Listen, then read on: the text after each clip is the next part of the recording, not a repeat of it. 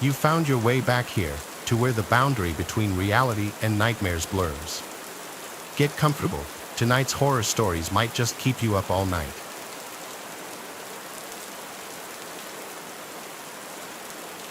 This happened back when I was in college. Spring break had just ended, and I was driving from my parents' house back to my college dorm. The drive itself was about 3 hours. There were a few small towns on the way, but other than that, it was pretty much just endless fields. I started my drive late, around 10:30 p.m. I was still making my way out of the town my parents lived in when I saw a hitchhiker walking on the side of the road. He was a tall, skinny guy carrying a duffel bag. As I got closer, he stuck out his thumb. I honestly felt really bad for the guy, and seeing as he was walking in the same direction I was going, I rolled down my window and asked if he wanted a ride. He named a nearby town and asked if I was going in that direction. I was, so I told him yes and unlocked the door. He got in the front seat, and I realized right away that he was a lot older than I thought, like, at least in his 40s. He kept to himself for a good part of the ride, which I actually didn't mind. I had the radio on, so it wasn't just awkward silence or anything. It wasn't until around 20 minutes into the drive with the guy that I started to think I made a mistake. The guy started clutching his stomach while groaning and complaining that he didn't feel well. He pretty much just hunched himself in the passenger seat, swaying back and forth. I told him to feel free to open up his window for some fresh air, but he never ended up doing it. To say I felt uncomfortable would be an understatement. Like, don't get me wrong, I understand if the dude wasn't feeling well, but here I am driving while just next to me is this guy groaning and swaying back and forth. There weren't really any towns or rest areas nearby. I didn't want to just tell the guy to get out and completely strand him in the middle of nowhere, so I kind of just sat there, trying to focus on the radio. This went on for another 15 minutes when the guy said, "Dude, I really don't feel good. Can you take the third next exit?" This caught me off guard. Not the part about wanting to stop, I was more so expecting him to say that at some point, but the part about the exit. The guy specifically said, "the third next exit." I remember those being his exact words. In the moment, I obviously thought it was weird. If I myself were sick, I would be much quicker to want to just pull onto the side of the road or at least take the very next exit. I asked the guy if he just wanted me to pull to the side of the road real quick, but he sternly told me no. This should have been a clear red flag, but I ultimately reasoned that the specific exit he wanted me to take must have had a rest area I was unaware of, so I agreed. A few minutes later, I took the exit, but absolutely nowhere in sight was any kind of rest area. I started pulling to the side of the road when the guy said, "No, keep going. We should go down a bit further." Again, this should have been a red flag I picked up on, but I did what he said. Eventually, he told me to stop. He got out and, within seconds, disappeared into the darkness. I waited for the guy to come back for a few minutes when I saw 5 hooded figures walking towards my vehicle, only revealed by the light of my headlights. They were clearly carrying weapons and now charging towards my vehicle. I threw the car in drive and started darting in the other direction, but they actually started shooting at me. From what I recall, 5 gunshots were fired, 2 of which hit the back of my car. Even still, I was able to get out of there. I didn't stop the rest of the way back. I did call the police and report it, but I never got any follow-up. When I made it back to my dorm, I found the bullet holes in the back of my car. I think it's worth noting that one of them was only a couple of inches from my tire, which makes me think whoever was shooting was aiming for the tires, but I'll never be able to know for sure. I don't fully know the motives of that hitchhiker that night, but at least to me, it's obvious he intentionally lured me into that specific spot, which, might I remind you, was nowhere near any type of civilization. I have since never picked up another hitchhiker.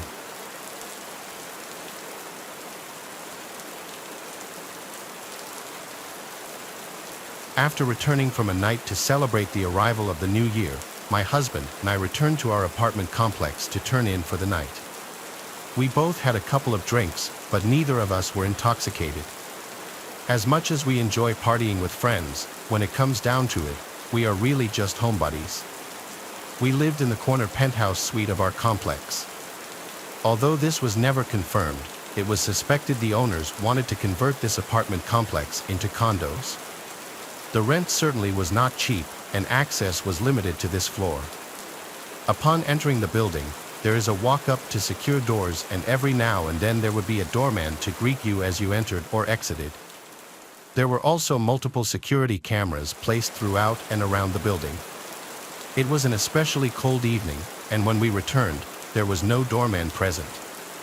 It was late, at least 2:30 a.m.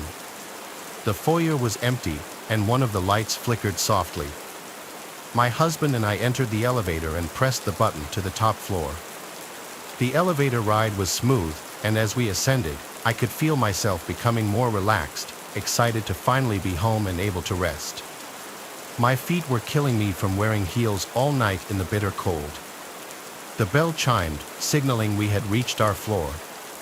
The door slid open, and we turned the corner to the left. Like I said, our suite was the corner suite at the end of the hall. However, something caught our eye. A woman, or what at least looked like a woman, was meandering through the hallway.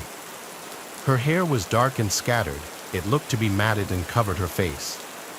She wore a black lace dress that was torn and looked to be in bad shape. Thinking back, I don't even think she had any footwear on.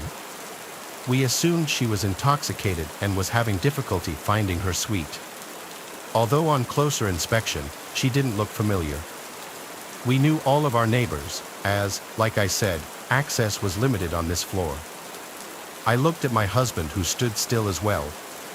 I could see he was contemplating the same thoughts. I asked him, should we ask if she needs help? He looked at me and said, just wait, maybe she's just drunk and having a hard time finding her suite. The woman just continued to slowly slide herself along the walls of the hallway, stopping at each door and peering through the exterior peepholes. Admittedly, this was creepy, but it just added to the theory that she was a drunk woman looking for her friends. She was humming, or what I believe was humming. The sound was something between a growl and a hum. We stood there in utter disbelief and awe. However, there was a veil of tension and uneasiness that lingered. The strange woman stumbled through the hallway, hunched over, until she pulled herself up to peer through the peephole. She eventually got to a suite of an elderly lady, whom I have a strong connection with. We'll just call her Evelyn. Evelyn was the sort of woman whose family had neglected her and rarely visited. She would bring my husband and me baked goods from time to time. I would bring her leftovers and assist her with groceries and medication. Frequently, Evelyn's smoke alarm would constantly go off. I would have to rush over and pull out the smoldering toast from her toaster and fan her smoke alarm until it stopped beeping. At times, a nuisance, but it would always turn into tea time. Nevertheless, I cared about Evelyn. So when I saw this strange woman peer into her peephole, I reacted. I blurted out, "Excuse me, are you all right?" I could feel myself lose confidence as I asked. The strange woman seemed to shudder for a moment and hunched over to the floor. She looked like she was about to puke or was frightened by my voice. My husband and I stepped closer, but the woman then let out a series of soft and menacing laughs, just barely audible. I have to admit, in this moment I was thoroughly creeped out and reached for my cell phone. It was uncomfortable because we couldn't get to our suite. Without having to walk right past this deranged woman, my husband said, "Hey, did you hear us? Do you need help?" Her laugh began to grow into what was a steady cackle. The strange woman then stood up. As she stood up, Her cackle became a mixture between a cackle and a boisterous growl. She then stumbled forward and continued walking down the hall. There was a staircase just outside of our suite. I assumed she was making her way to the stairs, just too embarrassed to walk past us to the elevator. Maybe she was just a drunk woman, and this was nothing more than an uncomfortable standoff with a sad and intoxicated woman. I mean, if she was really that drunk, the stairs probably weren't a good idea. We were on the 7th floor. Nevertheless, I just didn't feel like it was worth the risk to engage with this woman. I just wanted to enter my suite and dive into bed. It was late, and my feet still hurt. As we took a few steps forward, the woman stopped, almost with laser precision. She stood up completely straight, looked right at our door, and then began to pound on our door, screaming bloody murder. I could feel myself becoming swallowed with fear. I reached for my cell phone and began to dial 911. The woman kept pounding on our door and screaming. To be honest, I'm surprised none of our neighbors came out to see what was happening. Part of me thinks they were too afraid themselves and were probably peering out of their peepholes. Afraid of what our neighbors would think, my husband said, "Hey, what are you doing? Stop that." And just like that, the strange woman stopped, fell to the ground, and began crawling quickly towards us. She looked up for a brief second. All I could see were her dark eyes. Her mouth seemed to be stained black, and she was growling again, but this time it was as if there was something in her throat that she was choking on. Frozen with fear, my husband and I just watched until she flashed us a menacing hiss, the kind you would hear in a movie but never imagined in real life. Terrified, I whipped off my shoes, and my husband and I ran towards the staircase on the other side of the building. We didn't want to risk waiting for the elevator and have her catching up. We went down 2 flights of stairs and stopped to listen if she was making her way down the stairs, but it was almost impossible to hear as my heart was pounding so hard. I thought to myself, what the hell was going on? We waited there for 10 minutes or so until eventually, we had the courage to head up the stairs and back to our suite. The woman was gone, and so we entered our suite. I was just relieved to finally be safe in my home. My husband sent a text to our landlord, and he replied that we would hear from him in the morning. I was so unbelievably exhausted but found it incredibly difficult to sleep. The sound of that woman's growling and cackling rang in my ears. I hardly slept. The next day, when my husband went to speak to the landlord, he asked him to check the security cameras. Although nothing turned up, the landlord said the cameras glitched due to the frigid temperatures last night. To this day, I still don't know what to think. That woman most certainly had problems. The question is, was she dangerous? We moved about a year later, but every New Year's Eve, I still think about that night. It was New Year's Eve of 2020, and all of us were ready for this horrible year to be over.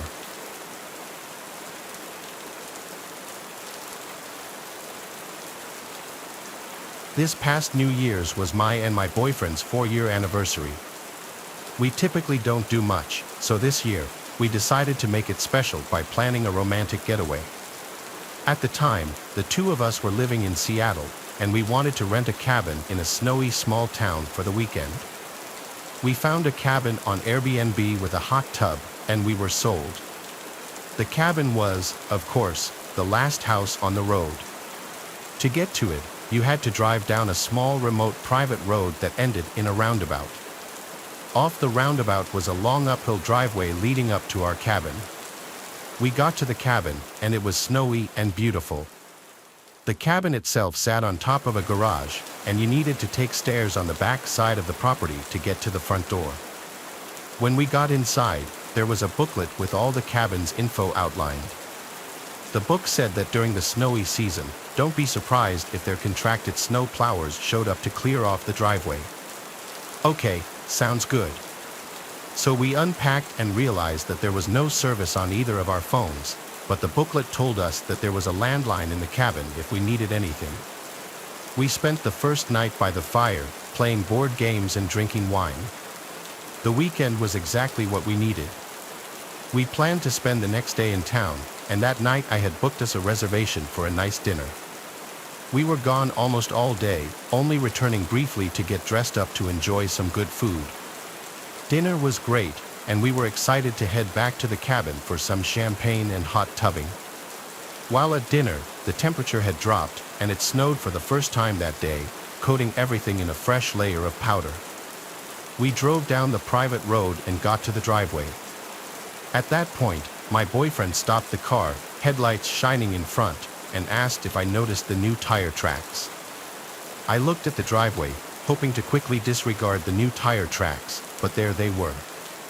Immediately, we remembered that the snow plowers could have stopped by, but the issue was we saw the tire tracks because of the snow, and who plows in the dark. We also knew that once we were at the cabin, we had no service on our cell phones. So we figured we would head back into town and message our Airbnb host and ask if they or any of their friends had stopped by. We waited for a while in town for a reply from our host, but we didn't hear back. We could have called, but at that point, it was past 10, and we didn't want to be bad guests. We figured we blew the whole thing out of proportion and might as well head back to the cabin. After all, I am big into true crime and spooky subreddits and horror movies, so I was probably just psyching myself out. My boyfriend drove us back. This time, we actually drove up the driveway towards the top of the hill. Part of the driveway, though, I noticed something. My stomach dropped as I noticed footprints on the property. We backed down the driveway and took a closer look to see if there were any more footprints. From what it looked like, someone had driven up the driveway, then reversed down, parked, and then got out of the car and walked all around the property. The property was quite large, with tons of trees and brush, and we knew that these footprints could go anywhere. The moment we saw the footprints, we decided to call the police. We figured it was better safe than sorry, and we would just have the officer go onto the property with us to check everything out. We drove down the road till we got service, called the police, and waited for their arrival. The policeman showed up, and we followed him onto the property. The officer scanned the property and determined there was no one out there. Obviously, we were a little bit shaken up and very embarrassed. We thanked the officer as he left. Needless to say, neither of us wanted to sit in a hot tub in the dark woods after what had happened. Instead, we locked the doors and watched a movie with champagne. We were both tired from the day and passed out pretty quickly. At 2 a.m., we both woke up on the couch with the TV on and all the lights laughing about how the night didn't turn out as planned. As my boyfriend went to brush his teeth, we heard a noise. It sounded mechanical and only lasted a few seconds. We looked at each other and froze. The garage door. There are very few reasons that someone would need to open the garage door of a guest-occupied Airbnb at 2 o'clock in the morning. Like I said, we woke up with all of the lights on, and the cabin had lots of windows. We knew that if someone was outside, they knew that we were here and that they could see us. I immediately grabbed the landline and dialed 911. Once again, we sat crouched in the Airbnb, praying for the police to arrive. We knew that whoever had made those tracks was still on the property, and this time they were making noise. As I sat talking to the operator, we heard a bang on our balcony as if someone was throwing something up onto it. I was losing my absolute mind when the operator told me the police were nearby. All of a sudden, they were there. We saw the police lights and watched them search everything. Then, soon, we heard banging on the door. It was the police, and we were okay now. At the door were two policemen, one in front of us and one a little behind, kind of kicking around the snow and looking at the ground. I immediately noticed the police officer in the back as the officer who did the initial check on the property. The officer told us that not only was the garage door shut, but it was locked, and again, there were no signs of someone on the property. We discussed leaving, but the officer said the road conditions were too dangerous at that time of night. I looked at the officer who had to come out to the property twice, and I felt I had deeply disappointed him. My boyfriend and I went back inside, locking all the doors again, and we tried to sleep. The next day, we were leaving. While we survived the night, I didn't feel right in the cabin anymore.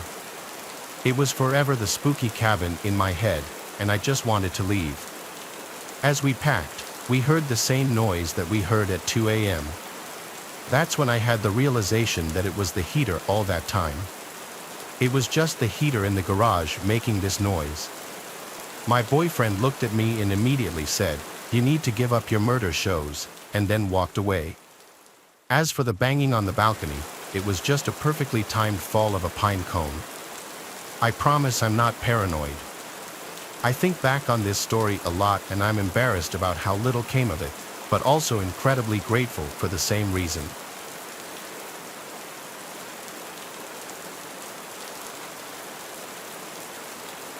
It's all too hard to say, but I've been thinking about it non-stop for a while now, and I'm still paranoid. This happened in August of last year.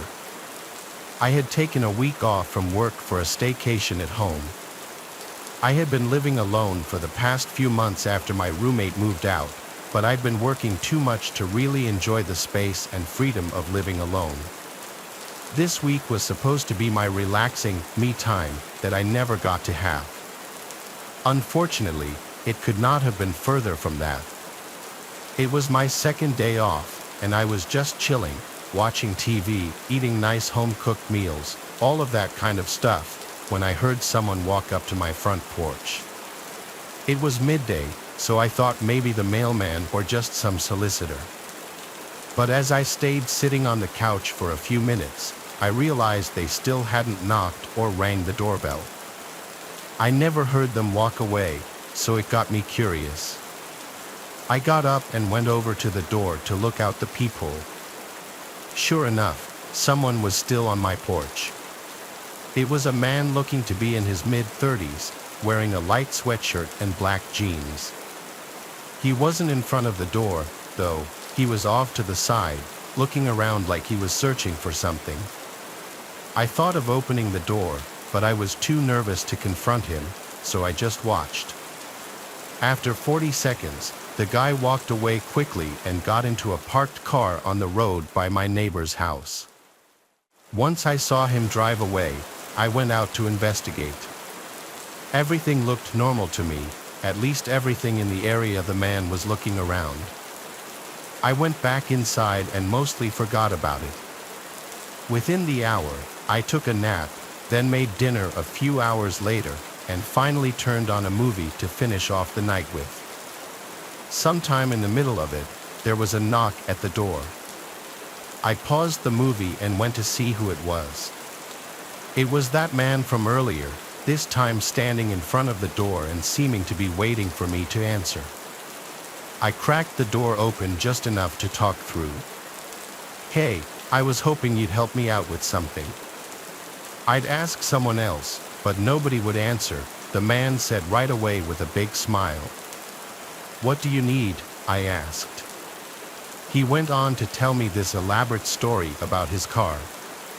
Breaking down right next to my house, he pointed at it, and I immediately knew it was the same car I saw him drive away in earlier. Then he said all he needed was to use my phone to make a quick call. Knowing this was some sort of scam or something, I denied him right away and closed the door. I then looked through the peephole to make sure he left, but he didn't.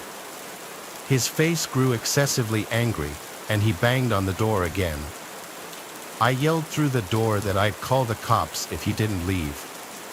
He stood and thought for a moment, then hurried off, but not to his car. He walked around to the left side of the house. Fearing this was going to escalate, I dialed 911 and told them about the situation. Thank God I did, because not even a minute later, a sudden crash came from the dining room. I ran over to see what it was and saw that he'd smashed the window and was crawling through it. I tried to run for the garage to get in my car, but the man was quick, chasing me down half the house before grabbing me and holding me still. I fought back, kicking and punching, but he completely overpowered me. He told me through his clenched jaw to be quiet and insisted that I stop fighting while he dragged me to the front door and opened it. Once I knew what he was doing, I only started fighting harder. As he tried to bring me closer to his car, someone walking their dog on the other side of the road saw us and came running over. Before he even reached us, the man let go of me and sprinted to his car and drove away. It all happened so fast. Once the police arrived, they helped calm me down and got all the information I could give them. Apparently, it wasn't enough, though. He was never found. What's creepier is that the police think the first time I saw him come by wasn't actually his first time. They think I may have caught him collecting some sort of camera or mic he'd set up on my house to spy on me. He hasn't been back that I know of, but I plan to move out anyway just to be safe. Whatever his plan was, I don't want to risk finding out.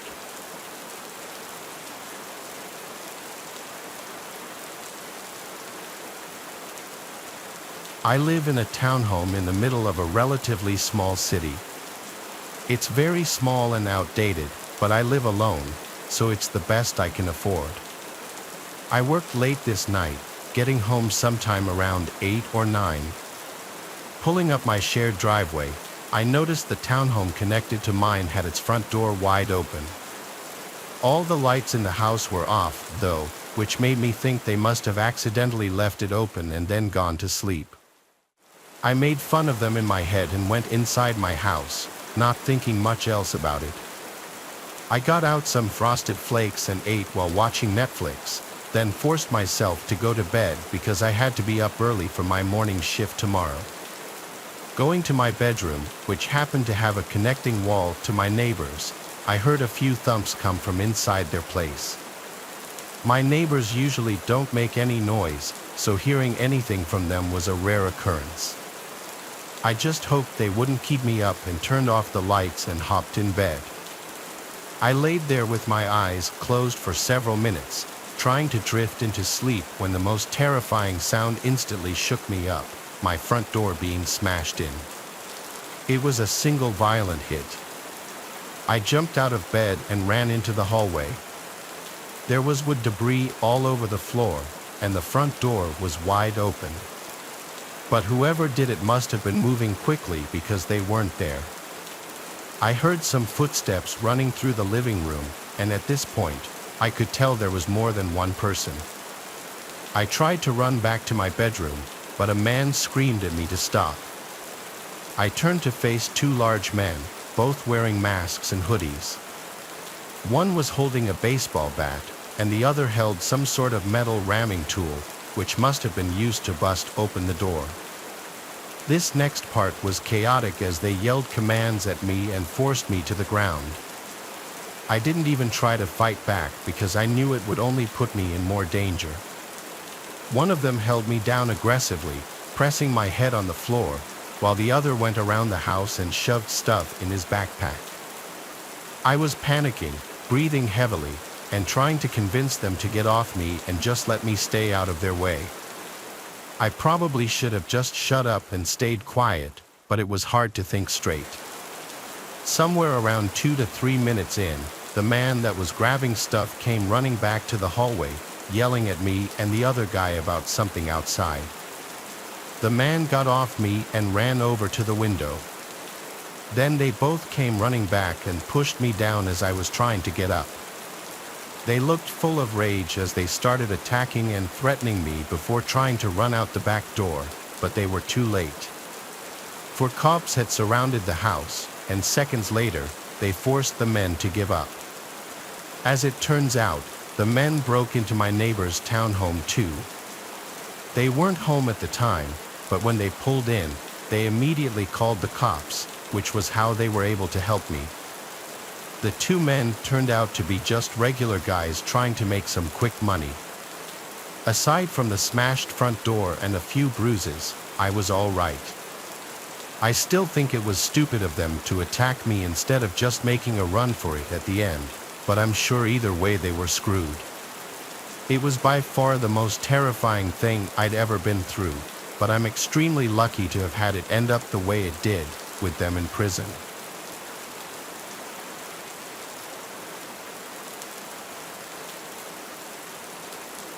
My wife and I take yearly vacations to different places. It's our way of taking a break from regular everyday life as well as getting to spend some quality time together. This year, we had a cabin booked in Washington State.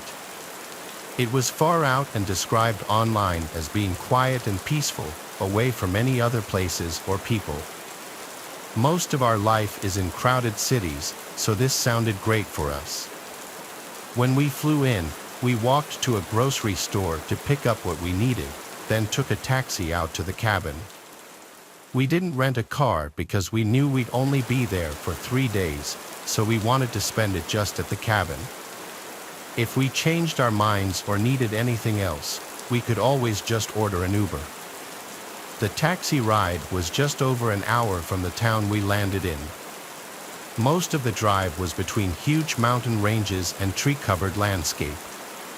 It was really beautiful and got us both excited for our stay. Then at just about 7 p.m., we arrived at the cabin. It was completely alone in the middle of the forest. Even the driveway leading to it wasn't much more than some tire tracks in the dirt. We got out, paid the taxi, then brought our stuff inside. The cabin itself was small. There was the main floor that had the kitchen and living room, with a ladder leading up to a loft area that had the bed in it. The bed area on the loft was short, though. You literally had to crawl into the bed, kind of like one you'd see in a tiny home. Anyway, we unpacked the groceries and made a very quick dinner since we were tired from the flight. Then we opened a bottle of wine to settle in for the night. We lit up the fireplace and chatted about how we were looking forward to the next few days. It was around 11 p.m. at this point, and as we talked, we both suddenly heard something outside. Someone was walking in the grass near the cabin. It was loud too, like they were really close. My wife looked nervous, so I tried to put a brave face on and told her it was fine. I got up and looked out the window. It wasn't until then that I realized how dark it had gotten outside. I looked around, seeing nothing but large trees everywhere and pitch-black darkness around them. I told her I didn't see anyone, then went over to the front door and opened it, stepping onto the porch and turning on the outdoor lights.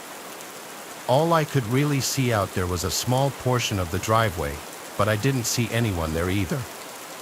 The forest was very calm and quiet too, so if they were still walking around, I felt like I would have been able to hear them.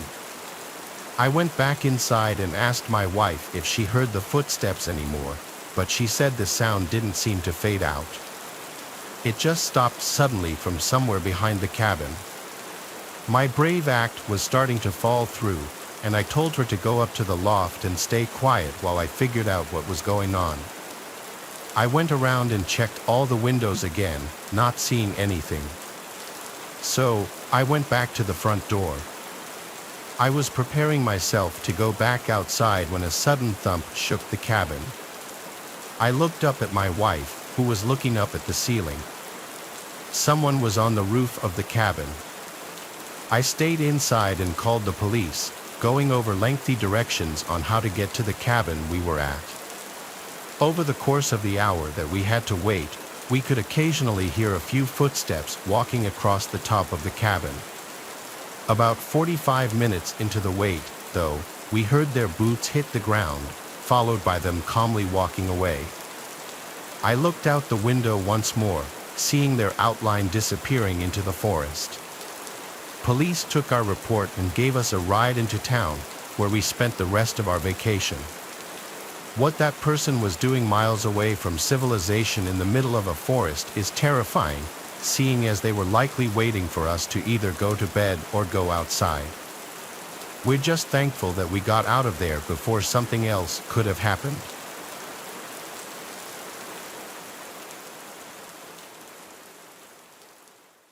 This happened shortly after I turned 15 years old. As a birthday gift, my parents had given me an Xbox. I was even given my own monitor, which allowed me to play in my room. My room was upstairs, and in the weeks after my birthday, I of course spent a lot of time up there. It was a Saturday night. I was talking in an Xbox party chat with two of my school friends. Both of my parents went out of town at a work convention for the weekend, so I was home alone. I had my headphone volume pretty loud, but during a pause in our conversation, I heard a thumping sound come from downstairs. If you've ever been home alone as a kid, you'll know that any abnormal sound gets your mind imagining the worst. I turned down the volume and took one headphone off my ear. Nothing happened for the next 5 minutes, but shortly afterward, I heard the same noise again. I told my two friends about it this time, and they both encouraged me to go check it out, joking how someone might have broken in. I laughed and agreed to do it during the next break in our game. When that came, I took my headphones off and started walking towards the stairs. I began walking down them, and as I did, I began to hear soft whispering. I was only halfway down, but I completely froze up. I intently listened, trying to make out whether what I was hearing was actually real or not. Eventually, I crouched down to get a look into the living room. There, I saw 4 fully grown men, all completely covered in black, silently walking around. I genuinely couldn't process what I was seeing. All I knew is that I had to get back upstairs.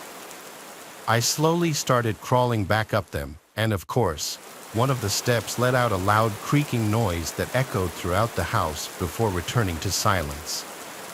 There was no way they didn't hear it. Thinking quick, I ran to my room, put on my headset, and told my friends to call the police to my house. They sounded confused and now in a serious tone asked what was going on. I didn't feel like I had enough time to explain, so I just told them to hurry and threw my headset down on my desk. I knew that locking myself in my room would be an obvious sign that I was inside. I still locked the door and closed it behind me, but instead, I hid in the bathroom further down the hallway with the light off and the door slightly cracked open so that they wouldn't think to check it. I could hear multiple sets of boots slowly walking up the stairs as I sat in silence. They kept getting louder until I could hear banging on my bedroom door down the hall. Not banging like trying to get my attention, whoever was doing it was clearly trying to break down the door. Voices started yelling out, saying things like how I needed to open the door if I didn't want anything bad to happen to me. I was absolutely horrified. I got up and started desperately opening the bathroom window. I guess I'd made too much noise because a set of boots started heading down the hall just as the bathroom door fully opened. I managed to dive out of the window head first. I landed badly on my neck but still managed to look back up at the bathroom window. A silhouette stood motionless, looking back at me. That's when the backyard door slid open and 3 men came running out towards me. I tried getting up to run, but I couldn't in time. All 3 of them started grabbing me and pulling me back towards the house, but this was interrupted by the distant sound of police sirens. The 3 of them stopped and looked up at each other. They then sprinted to the backyard fence, climbed it, and I never saw them again. A few moments later, the police showed up in the backyard. I told them which way the men had gone, to which a couple of them started off in that direction while another stayed with me. The only man that was caught that night was the one inside the house. The other 3 that ran were never found. As police were asking me questions, my 2 friends who I was playing Xbox with pulled into the driveway on their bikes. Even to this day, I still routinely thank them for calling the cops, as it likely saved my life. Found left behind in the house were 4 different knives and a couple of fully loaded pistols.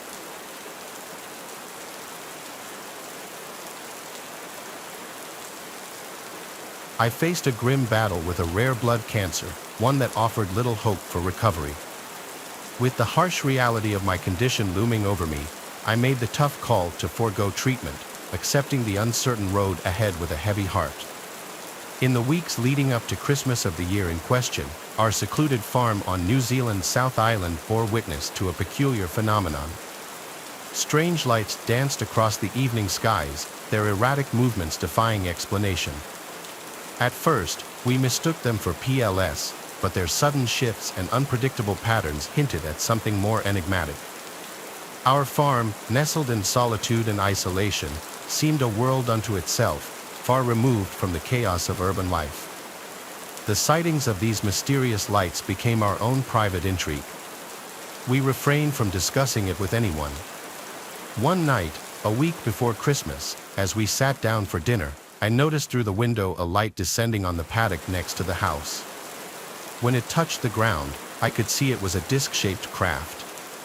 Instinct kicked in, and I reached for my trusted hunting rifle, hands quivering with a blend of fear and determination. But before I could even grasp it, they emerged creatures straight out of a nightmare, their insect-like forms contorting in the dim light of our home. There they were, right inside our lounge. No idea how they so suddenly entered. It's like they just materialized. Their presence suffocated the air. It felt like the gaze of these four beings pierced one's very person. We were in a state of hypershock. Mary stood behind me, arms protectively enveloping our daughter. Mary recalls our innocent Leah seemed wondrously amused by the creatures, while Mary and I were in a state of pure anxiety and dread. We stood frozen, trapped by an invisible grip, unable to break free from the fear that held us in place. Despite my efforts, my limbs refused to obey, rendering my weapon useless against the encroaching darkness. I don't think any words can describe what was going through my mind at that time. While you are reading or listening to this, imagine for a while being in such a bizarre and threatening situation. While doubting my eyesight at that moment, in fact, doubting my very sanity, I simultaneously am confronted with protecting my wife and child against creatures that can simply materialize or dematerialize as they please. All of this while they control my body, rendering me absolutely incapable of my duty as protector of my young family. The entire thing is simply too ghastly to describe. That experience left a lasting mark on me. As swiftly as they had appeared, they vanished, leaving us trembling in the wake of their inexplicable visitation. This eerie experience was a chilling reminder of our vulnerability in the vast expanse of the unknown. As Christmas Eve enveloped us, the air buzzed with the anticipation of the cherished family gathering in festive mart. The following day, our joint families were driving all the way to spend Christmas Day at our place, stay over the night, and drive back on Boxing Day. Despite the shadow cast by my illness, we had painstakingly prepared for the occasion, fueled by the promise of love and laughter that awaited us. Mary, ever the embodiment of resilience, orchestrated the culinary symphony in the kitchen with practiced finesse. The aroma of roasting turkey and freshly baked pies wafted through the air, a tantalizing preview of the warmth and joy that awaited us on the morrow. Yet beneath the facade of holiday jubilation lurked a solemn reality, a truth I had grudgingly come to terms with. This would be my final Christmas, a poignant reminder of life's transience and the relentless march of time.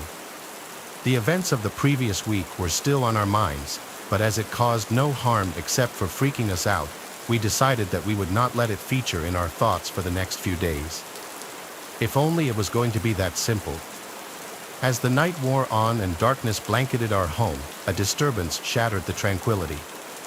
I jolted awake, a sense of disquiet creeping through me like a silent specter in the night. Emerging from the comfort of my bed, I stumbled into the enveloping darkness, my heart pounding like a drum in my chest. As I bore witness to a sight that terrified me, one of those very same otherworldly creatures was in our house. As I stood in the hallway, I saw it slipping into Leah's room like a phantom in the night. It seemed not to notice me, or maybe it was simply not bothered by my presence. Fear spurred me onward, my footsteps resounding through the silent corridors as I hastened to my daughter's side, only to find her bed and room empty.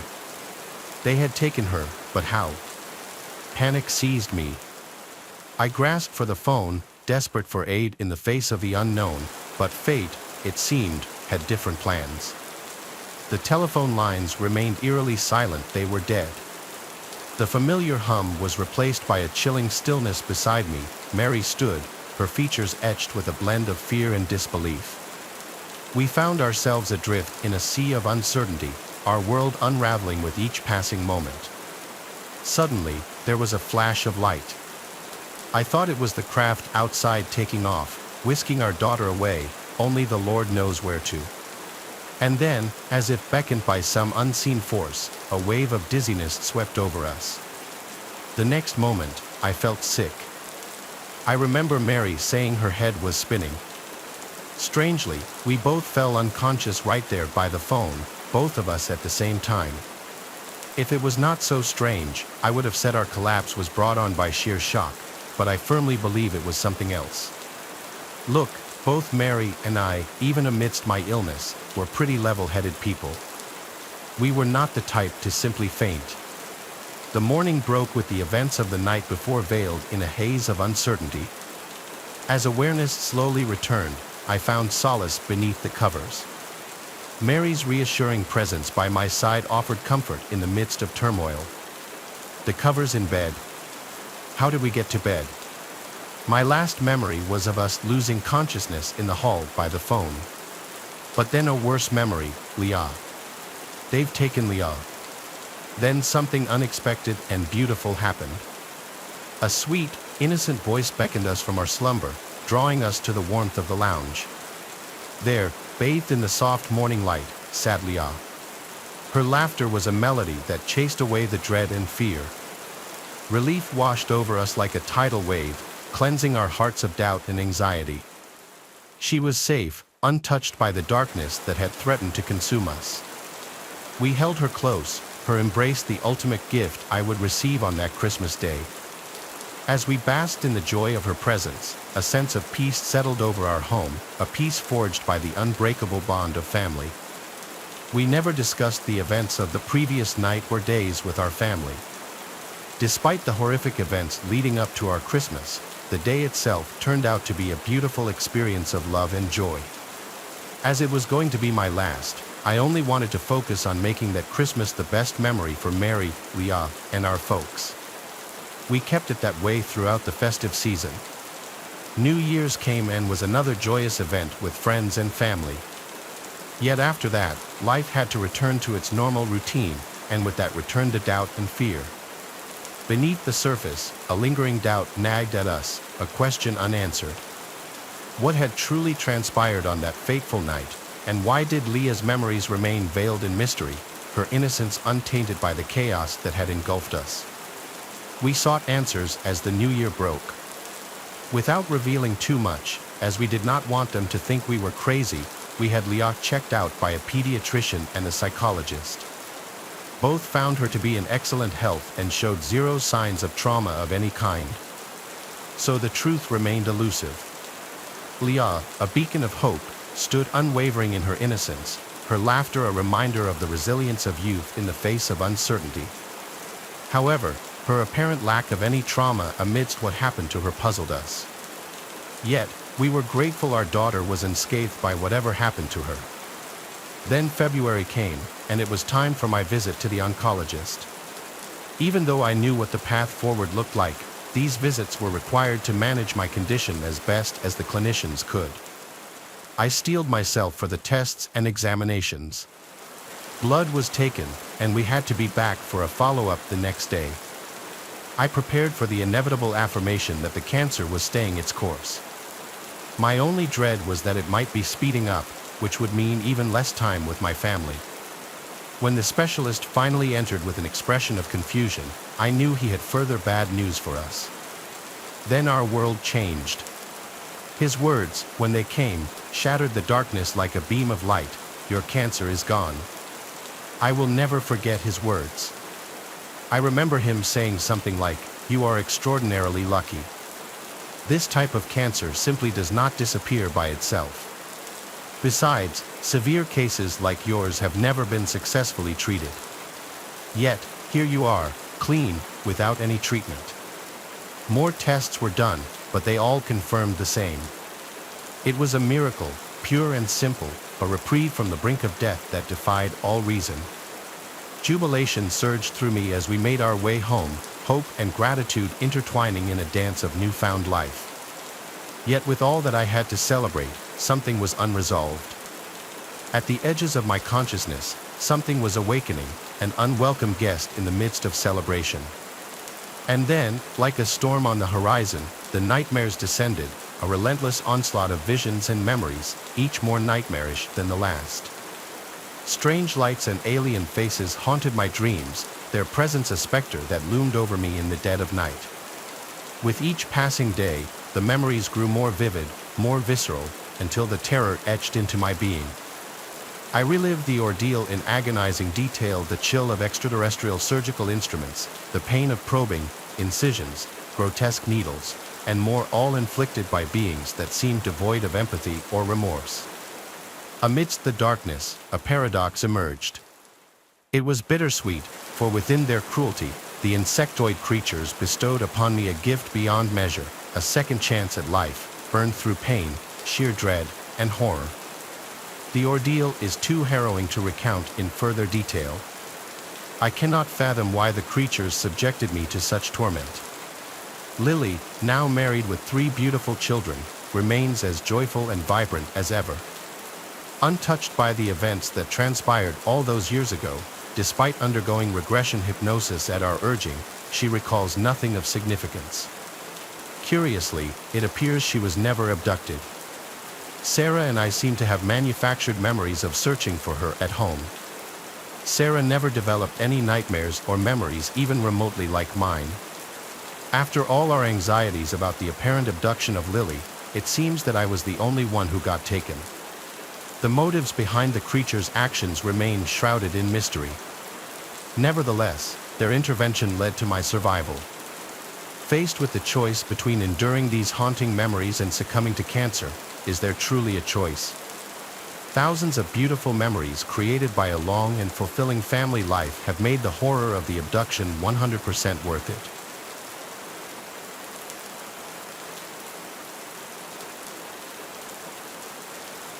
My junior year in college, I had a strange experience. First, a few background details. My dorm room was attached to my roommate's, so I had to go out through hers to get to the bathroom or the hallway. She was a light sleeper, but I wasn't the type to be out late, so it didn't matter. I had 2 normal operations in my life at that time and discovered that while under anesthesia, I would wake up briefly toward the end before I was supposed to. If I got a mosquito bite, I had to deal with it for at least a month. I'm not a fast healer. One night, I had the most vivid dream of my life. I woke up briefly somewhere else and then went right back to sleep.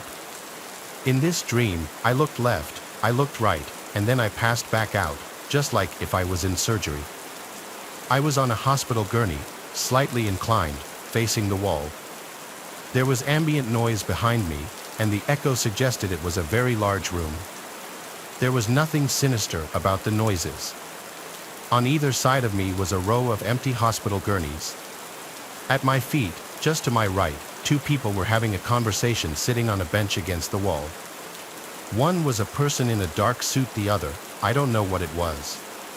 It was small, and I saw its hands, which appeared to have darker, grayish skin. They were speaking together, so animated and excited, like 2 old friends who hadn't seen each other in years, and they didn't notice me wake up.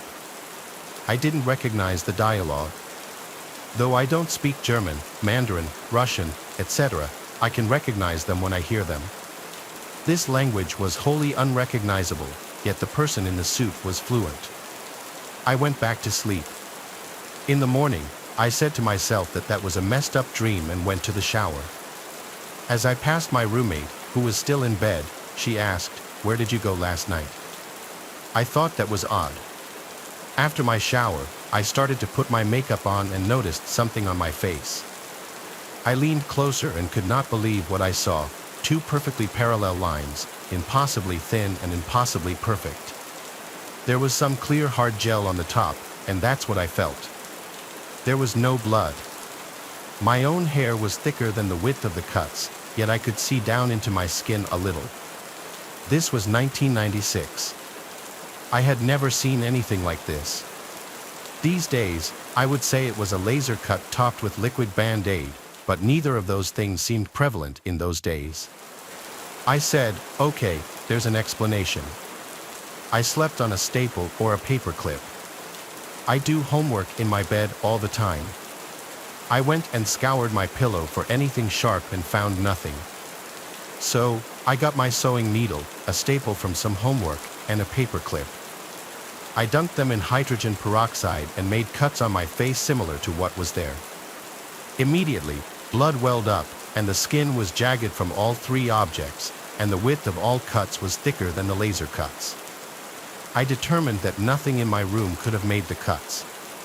I didn't have an X-Acto knife, but I knew the blood would well up the same way if I did. I skipped my first class as I tried to figure out what to do. I kept obsessively feeling my face all day, in awe of the perfection of what was there and how it could have come to be. There were only 2 people on campus rich enough to have a digital camera, which meant I would have to borrow a friend's 35mm because I didn't have my own. That meant I would have to explain myself to my friend and possibly the photo shop when the pictures came back. Who would I even give the photos to? Who would I even contact, and what would I tell them? In those days, if you even said the word alien, you were a pariah. After hours of mental debates sitting on the edge of my bed, I gave up thinking about it and finished my classes for the day. I sat on the edge of my bed into the night, debating, unsure of what to do. In the wee hours of the morning, I woke up. The cuts were gone, completely healed, no trace of even a scar. I was disturbed for a few days, but then I eventually forgot about it. A few years after graduating, I decided I was going to have some dental work done and went to 2 different offices to get quotes. They both took a full facial X-ray. I had long since forgotten my crazy dream and the cuts until I sat down across from the first X-ray technician and pointed to a strange thing showing up above my teeth. I asked if I was looking at a mirror image because it was on the same side as my cuts had been rather than the opposite side. No, I was told, the X-ray was actual, not a mirror image, so the right side of the image corresponded with the right side of my face. I pointed to the almost square image above my teeth and asked what that was. "It's just an X-ray anomaly," he said. He didn't seem bothered by it. I figured that meant there was some damage or irregularity with the X-ray plates and let it go.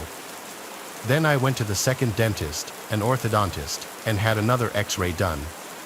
You guessed it, the square was there in the exact same place. This time, I didn't even try to make polite small talk or beat around the bush. I pointed to the square and said, "What is that?"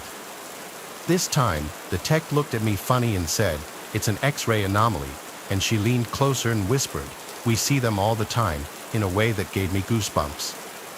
This was in Spokane, Washington. I didn't know what else to say, so I said nothing. Could it be that whatever negatives or plates or whatever they used for an X-ray were damaged in exactly the same spots and exactly the same shape? Maybe, I guess. I don't know much about X-rays. But after that, I reflected on my situation. I don't feel freaked out, but I think there might be something in my face put there by somebody else. Here's what I know. We do this all the time to other species. We chase them in helicopters, shoot at them with tranquilizer darts, take rectal temperatures, take blood samples, stamp radio tags in their ears with no regard to if it hurts or the trauma of the event, or if their furry buddies will ostracize them later because they have something funky on their ear. In my situation, I was clearly well cared for, if it really happened at all. Someone was there as some kind of representative on my behalf. I was handled in such a way that if I didn't have a weird metabolism, I wouldn't have known what even happened. I never once felt pain. My cut healed instantly. If this is some kind of research-driven radio tag for the purposes of data collection or preservation of habitat or species, like we would do, they did it with far more regard for me than we have for other species on our own planet. I don't know what might happen if I get another X-ray 20 years later. I have tried to look when I go through airport security if anything shows up on the image we see in the booth, but I don't see anything. Surprisingly, I'm okay with this. I think it might just be science and nothing nefarious or evil. I wish my consent to be asked first, but I suppose it's hard to ask for consent when you're not even supposed to exist.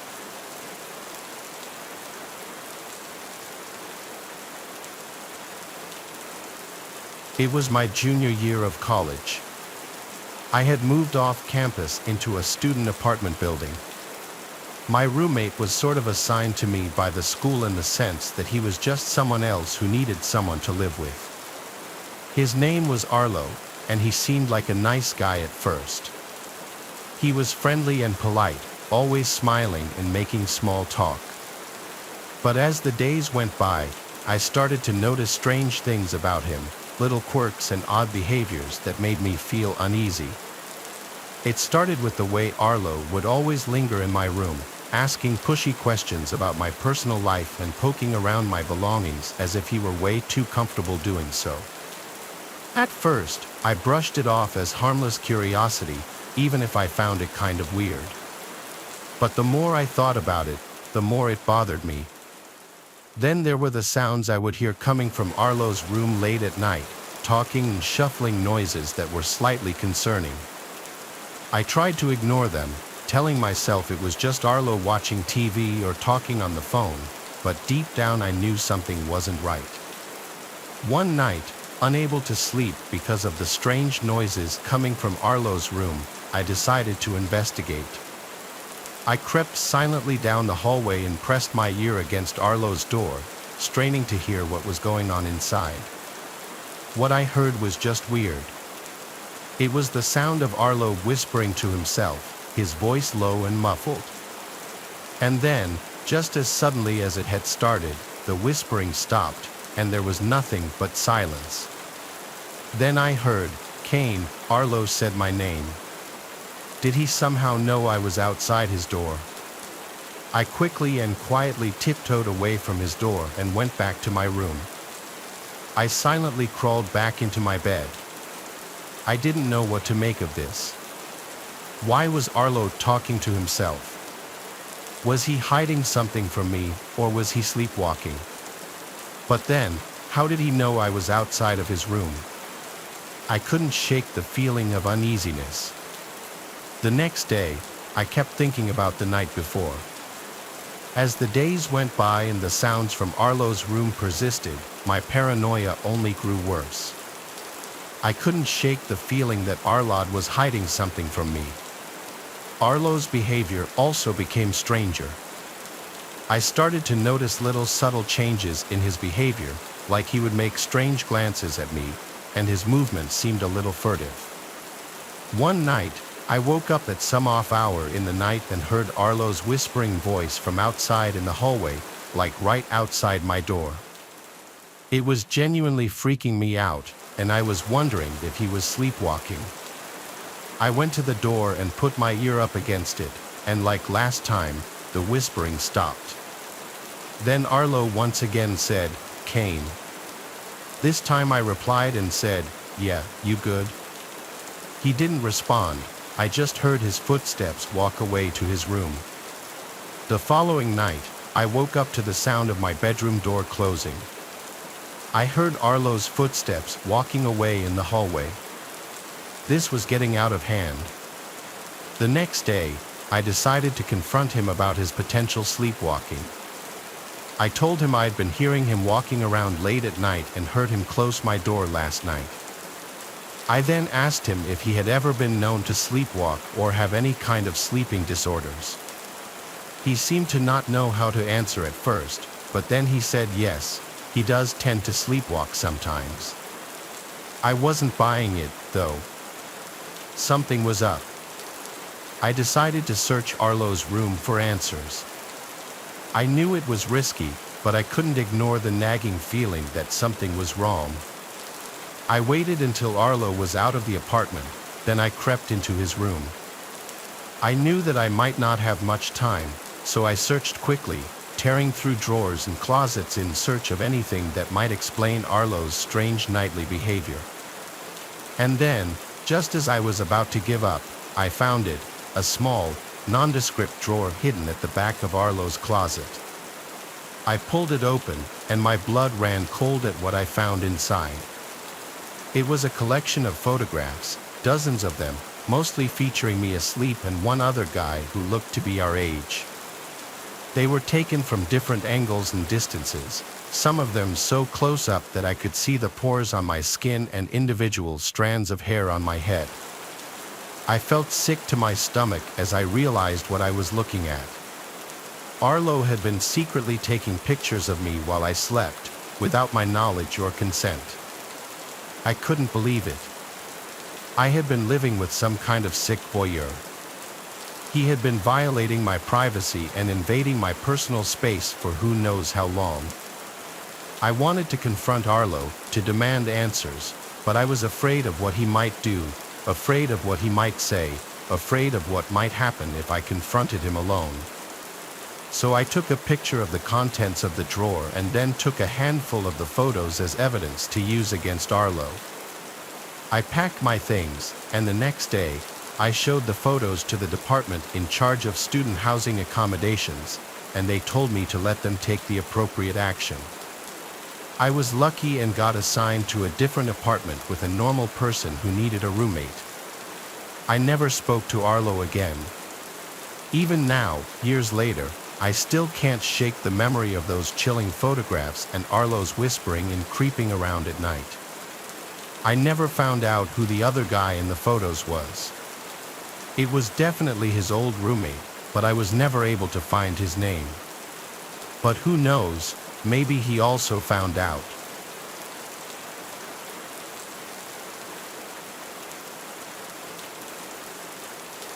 When I was 25, I had to move out of state for work.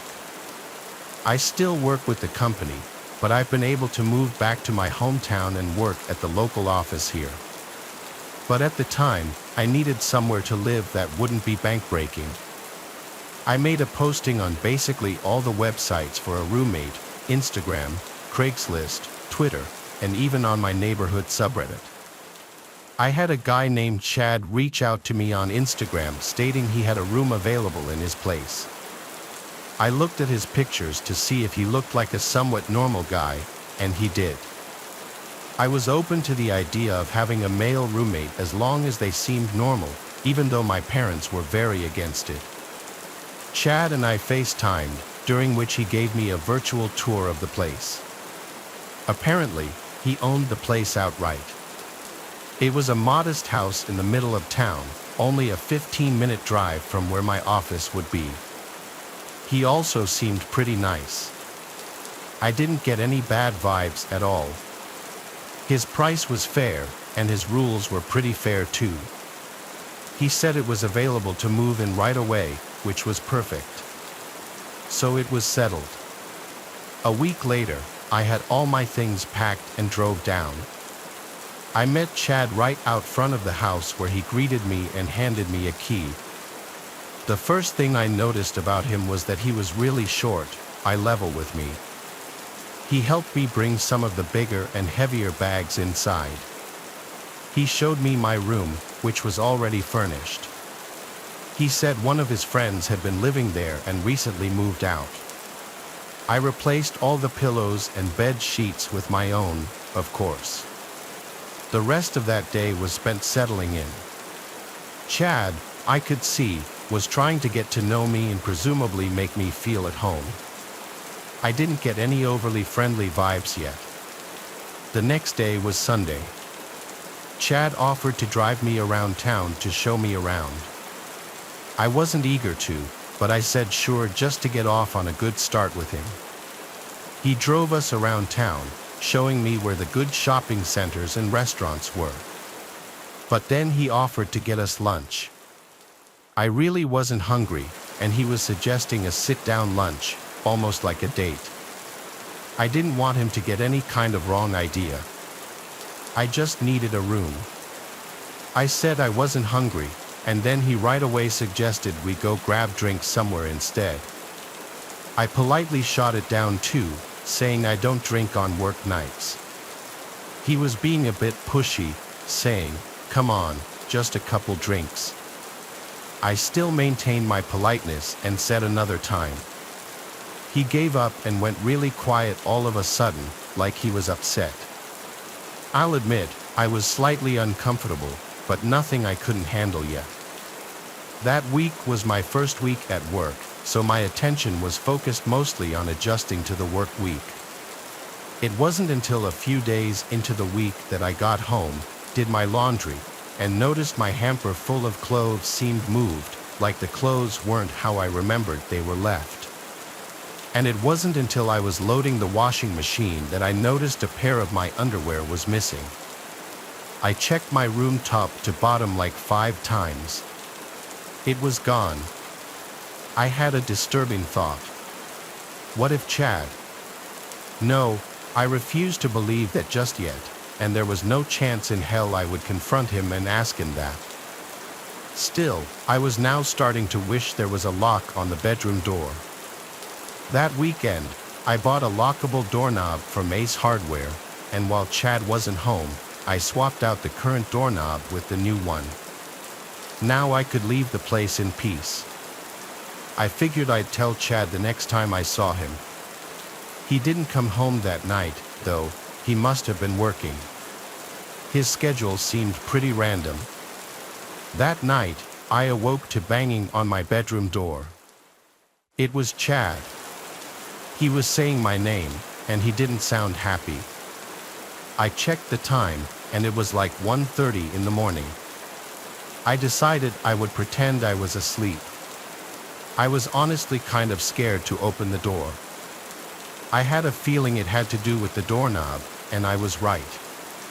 The next morning, I woke up to a bunch of texts from Chad saying, "We need to talk. Be home after work."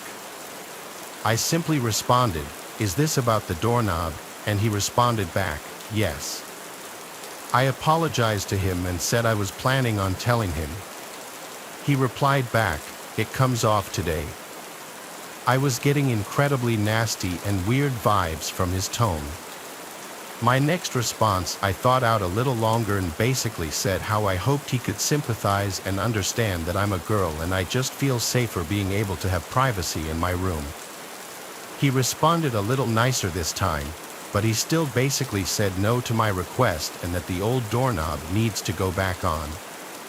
I was confused and upset, but I had to respect his rules. I did also install it without telling him, so I felt like he had a right to be kind of mad. But how did he know I changed it? It's not like I had the old doorknob sitting out in the open. The idea that he tried coming into my room that night kind of scared me. I changed the doorknob back the next day and returned to Ace. This is where things went really downhill, though. There was a knock at the door one day when Chad wasn't home. It was a girl around my age. She asked me if I was living here with Chad, and I said yes. She warned me to get out of there immediately, that Chad has multiple restraining orders against him from different girls and he's known to be a very dangerous, creepy stalker. I was at a loss for words. I asked her how she knew I was here. She said she knew that he was trying to rent his room and that it's not surprising he opted to have a girl move in. She said she saw me moving in and wanted to wait till he wasn't home to come warn me. I thanked her so much. I truly was terrified now. I had already paid Chad for the entire month, and I didn't know what to do. She said she would help me in any way she could. I took her number, and she left. I started packing my things and looking for other places I could move to. I found something across town, a studio apartment sublet for a little more money. I contacted the poster of the ad, and she told me I could move in as soon as possible. Perfect. Now I just needed to tell Chad and get my money back. I started packing some of my stuff into my car and I texted him that I'd have to be moving out tomorrow as something with my family came up and I needed to go home. He didn't answer. He got back to the house about an hour later and asked me about my text. I came up with my best fake story possible, and he said yeah, he'll give me the money back tomorrow after he goes to the bank. I was super relieved. About an hour later, he knocked on my door and then said, "Did by some chance some girl say something to you?" I simply said, "No, what do you mean?" And he said, "Never mind. It just seems like you're running away out of here for another reason."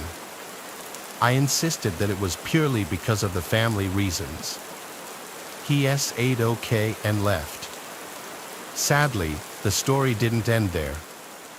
I woke up that night and screamed at the top of my lungs when I saw a black figure sitting on the end of the bed.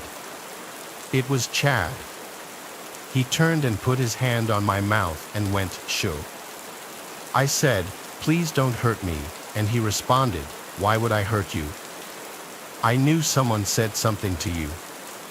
Don't believe what these girls say." I said, "You're scaring me, and this part is still just as insane to me as it was in that moment."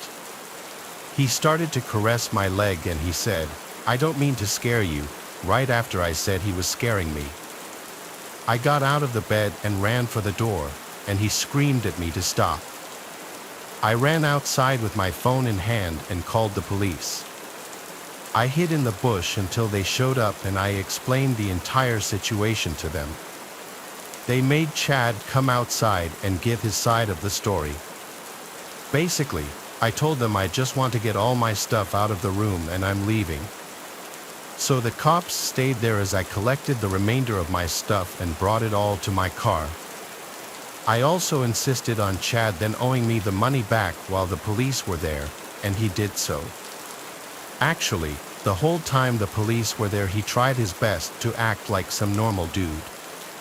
I could tell one of the officers then pulled me to the side to tell me that this guy had been arrested before for other incidents with women, but Chad denied ever coming in my room or touching me or anything, so it was all he said, she said.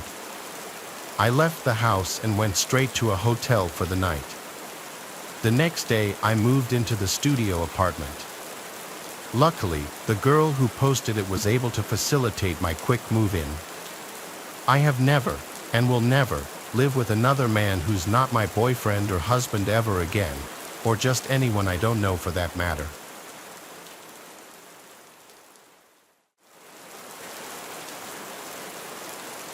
The woman in the wedding dress. I'm a 25-year-old female with a 15-year-old brother and have lived in Queens, New York my whole life. 10 years ago, for those too lazy to do math, I was 15 and my brother was 5. I decided to take my brother to a massive street fair on a main street that stretched very far. The street was shut down.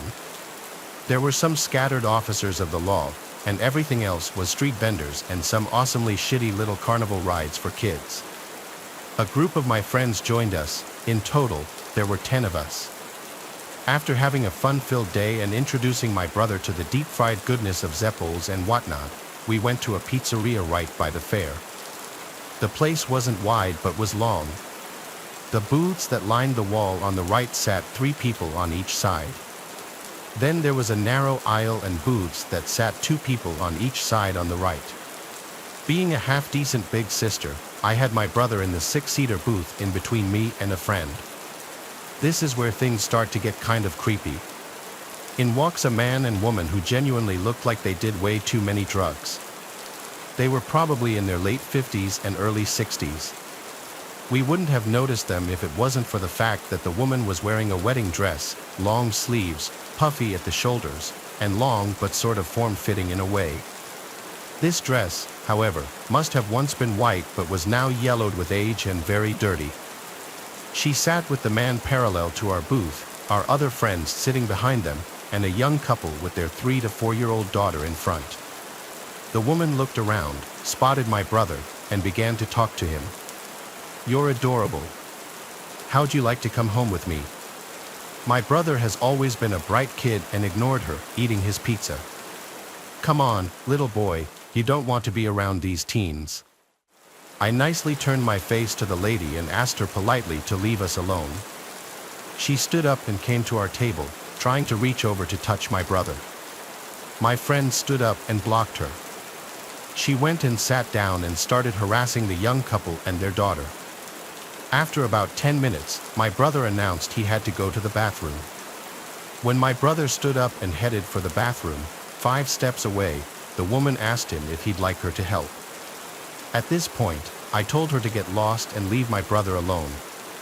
She tried to push past me and rush to my brother in the bathroom, but another friend was standing in front of the door, basically guarding him. She cursed me out and sat down. As soon as he came out, I picked him up and carried him out. She tried to grab him from me, but there were 10 of us and 1 of her. We went to the nearest officer and told him what was up, and he ran to the pizzeria. Come to find out, she actually abducted a kid from the fair, but when the child started screaming bloody murder, she put him down and ran.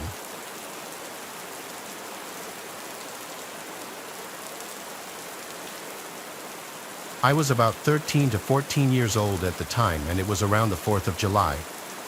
Every year around this time, the town I grew up in would have a 4th of July fair in the center of town. It was always a great place to get together with friends without parents, which at that age is a treat. So a few of my friends and I were walking around the fair just hanging out. It was super hot that day, the middle of summer and all, and we were all in tank tops and shorts, mind you. We were still prepubescent at this point. We all blossomed a bit later. So as we stop in front of a carnival game, I turn and see this man, probably mid-30s, in a full cycling gear with sunglasses on. Not weird, there's plenty of cycling enthusiasts in our town. The thing that grabbed my attention, however, was that his hand was down his pants. Me being a naive 13-year-old girl at the time, I laughed and just thought he was adjusting his tight biker shorts or something. As we walked away, I whispered to my friends to check out the guy fixing his shorts, and they looked and also found it funny. We carried on with our day and forgot about the man. Eventually, I don't really remember who approached us specifically, but an older friend of ours told us to get on the sidewalk immediately.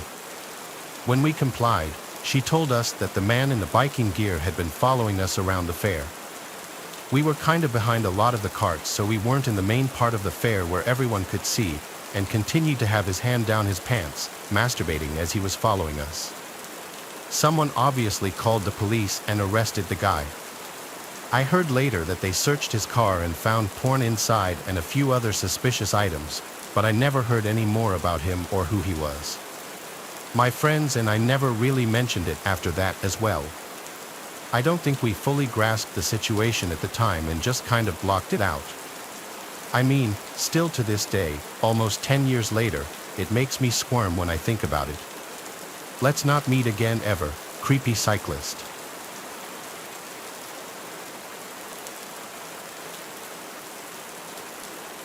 Why I'm done with the local fair. Every year since about the 5th grade, I've gone to our little town fair. It used to be in the mall parking lot, huge, well-kept, polite staff, and always busy for the week or so it was here. But the last 2 years, it's been rather small and kind of shady. The staff moved to a smaller, empty lot behind our local Outback. This year, my boyfriend took me as a little, "I'm sorry we're not going to prom" gesture. We're walking around for a little bit. It's still pretty early in the day, so it seems like mostly little kids and their parents are there. He and I decide we'll go to ride the bull, something I've done quite a few times growing up going to rodeos. This was his first time. I paid for him and begged him to do it with me. I explained what he had to do, how he can't hold on with 2 hands and whatnot, and he does well for his first time, about 15 seconds at full speed and shaking. Now it's my turn. I hop on and ride with no issues. I'm wearing skinny jeans, so I'm not entirely shocked when I get a wolf whistle about the little bit of lace that got flashed on one turn. Turning around thinking it was just my boyfriend, I walk off and walk back up to him, dizzy. A carny comes up and tells me I was one of the longest riders in this town. I quickly thank him and give him a big, proud smile, holding on to my boyfriend. He quickly pulls me away to the carousel and leans down to kiss me. I stand up on my tiptoes to reach him. The same carny, apparently working this ride, comes up to us and, in the most sarcastic tone possible, goes, "Aren't you cute?" Keep in mind, this guy is probably about 30 years old and smells like weed mixed with fair food. He looks at my boyfriend and goes, but maybe she deserves someone a little better fit for her, or at least knows how to ride a bull. I pull my boyfriend out of line, pissed off and grossed out. He tells me we'll go when the guy's not there. We walk around some more, get some treats, and ride some other things. Probably about an hour later, we head back to the carousel. I'm carrying my big stuffed koala bear, and we get back in line. No sign of the creepy carny. We get our wristbands, stand, and get on. I sit on the outside while my boyfriend sits on the middle horse. The ride's going, and suddenly the creepy carny is back. He hops on quickly and holds on to the pole my horse is attached to. He just stares at me for a bit until I go, "Can I help you?" My boyfriend is watching, slightly amused. I'm not something to be messed with, and he knows as much. The carny looks at me, his gross yellow teeth stretched out in a grin, and goes, "Yeah, how about you show me more of that lace, and I'll get you a bigger bear than that sad thing." I'm completely disgusted and creeped out. I tell him to fuck off before I call the cops, and he's not getting the message until the ride stops. My boyfriend stands up, he towers over this guy and goes, "Hey, she said fuck off or I'll have the cops here in 2 minutes." The creepy carny buggers off and follows us around the rest of the night until I'm so freaked out we have to leave. So, creepy carnival worker, let's not meet again.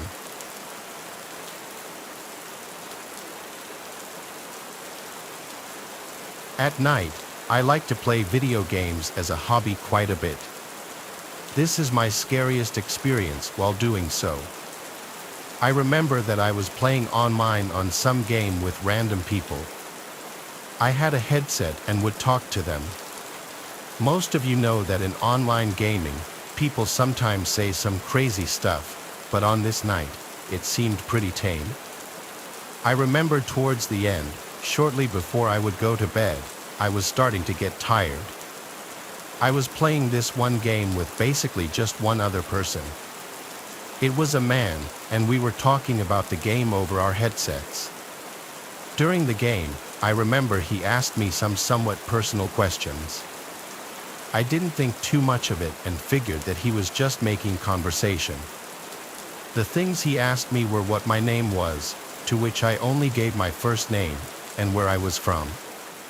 I only told him my state, and I'm pretty sure I asked him the same questions back, but I honestly don't remember his answers. There wasn't anything really that creeped me out or anything. There were maybe a few more questions, but nothing that stood out. I remember that after a while, I got tired, and I told him that I was getting off. I do remember him asking why, and I said that I was going to bed. Afterwards, he sent me a friend request on the game, which was not a big deal. But it was either the following day or the day after that, he sent me a friend request on Facebook.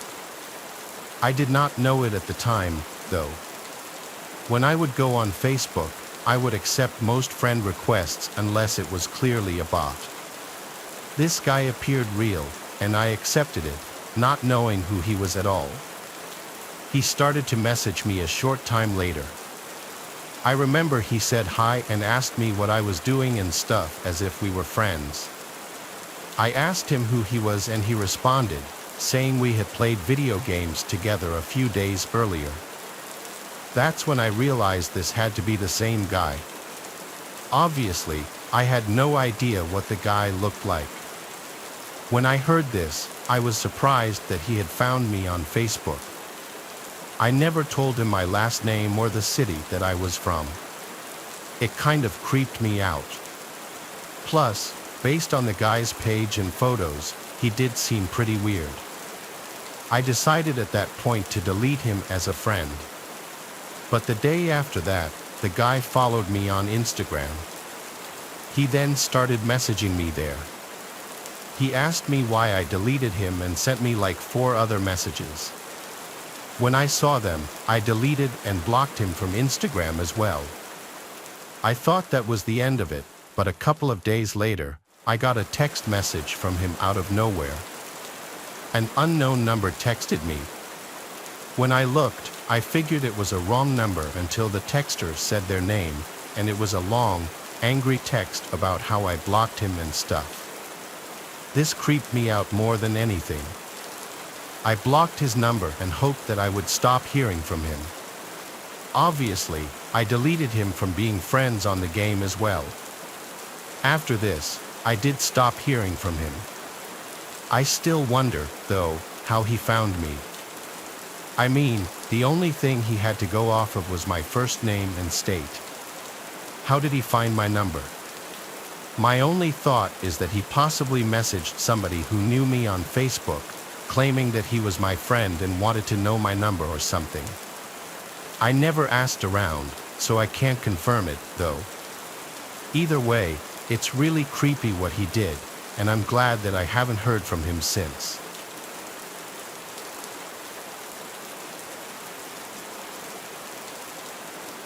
I live in Burke County, North Carolina, in Morganton. I'm used to the quiet lifestyle that comes with living in a rural place. You get some weird characters here and there, but it's usually nothing too bad. I own a nice plot of land with my husband. My work schedule fluctuates. Sometimes I work days, sometimes I work nights. This happened on a night that I was on my way home after a night shift, so it had to be like 4 a.m. My phone was almost dead. I was hungry. I was tired, and I just wanted to get some food and head home.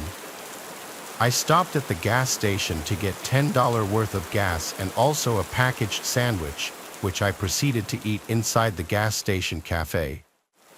Some sketchy guy was eyeing me for a little until he left the building without buying anything. After eating, I went outside to fill up the gas and then got back in the car. The smell of gas was extra pungent for some reason.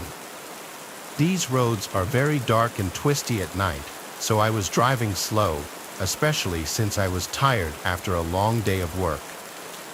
Then something unexpected happened. The needle on the gas gauge suddenly dropped to E, and the low gas light came on and beeped. I had no idea what was going on.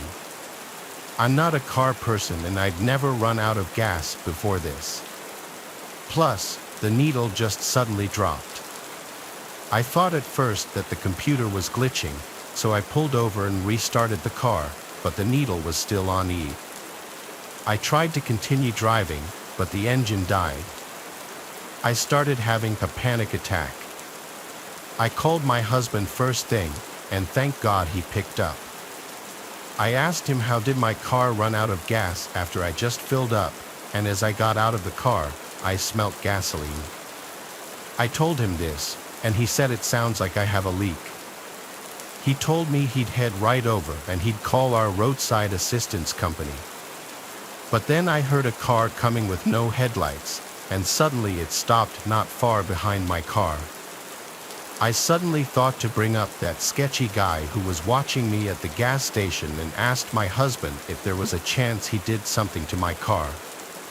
My husband's tone suddenly changed to sounding more concerned and worried.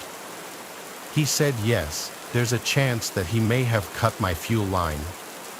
I didn't know what that meant. All I knew was I needed to run. I took my keys out of the ignition and shut the door and locked it so that the headlights would turn off. My phone was on like 2%, so I told him to text me when he's close. I ran off the road and towards the first house I could find. I ran down the long driveway and up the property to the front door. All the lights in the house were off. I still rang the bell multiple times anyway. Eventually, a light turned on and then the door opened. A man in his 60s opened the door. He looked like he was just woken up. I asked him to let me in to hide and charge my phone. After a bit of explaining, he opened the door fully and let me in.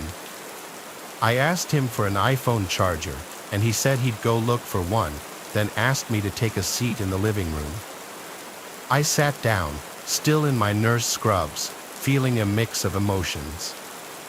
The man called out from the kitchen asking me if I wanted some water. I said yes, please. Little did he know, I saw his reflection in a mirror in the living room that gave visibility into the kitchen. I saw him fill a cup with water, then I know for a fact I saw him drop something into the water. He walked out of view of the mirror, but the faucet was still running. It ran for a solid 30 more seconds before he turned it off.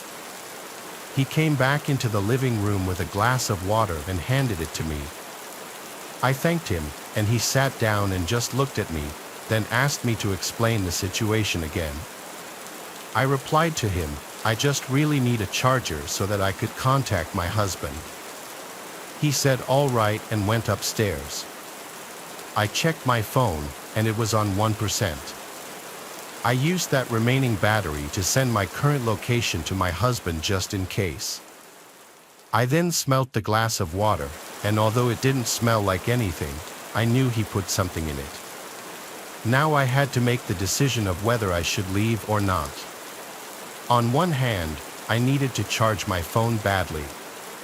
On the other, I was 99% sure he did something to this water. I heard him walking back down the stairs, and he said he doesn't have any iPhone chargers since he has an Android. After he said this, I got up and walked straight for the door. I'm not an idiot. Once outside, I ran back down the driveway to the road. I felt like throwing up. I couldn't believe two separate potential incidents from two different men happened in one night. I crept along the side of the road behind the trees. I took out my phone and sent my updated location, and right around now was when my battery died. I waited until I saw the familiar headlights of my husband's truck. I went out waving my arms, and thank God it was him. I got inside the truck and let all my emotions out, crying to him about what I just went through. He brought us to my car, and there was no longer a car behind mine. My back window was shattered, though, and it appeared someone had gotten into the back seat, but nothing of high value was left in my car to steal anyway. My car battery was also now dead. When I told my husband about the man who tried to potentially drug me, he was so furious he wanted to go break down his door. But I told him no, let's just wait for the tow truck to come. We waited quite a while before it came. My car was towed to my dealership, where they would take the car in the next day. My husband was right. My car was vandalized, and the fuel line was cut completely. Thank God I was off the next few days because I needed some time to mentally recover from this night. The idea that twice in one night I was almost a victim of some sketchy men, I just couldn't get over.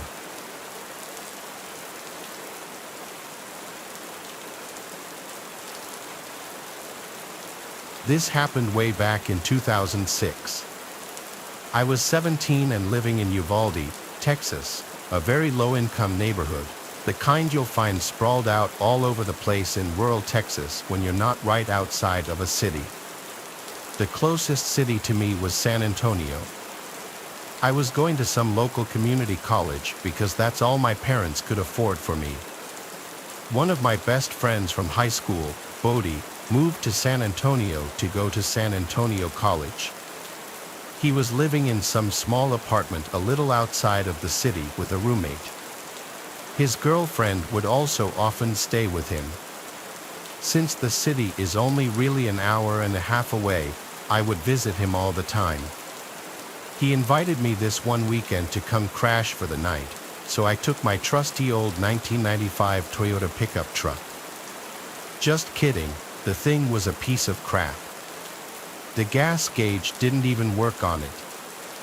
I'd have to always just keep track of when the last time I filled the tank up was, then reset the trip mileage.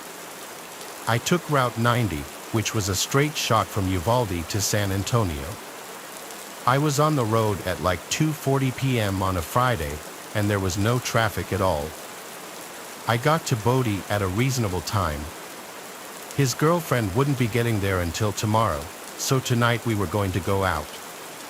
We stopped at a liquor store and drank in his apartment for a while with his roommate.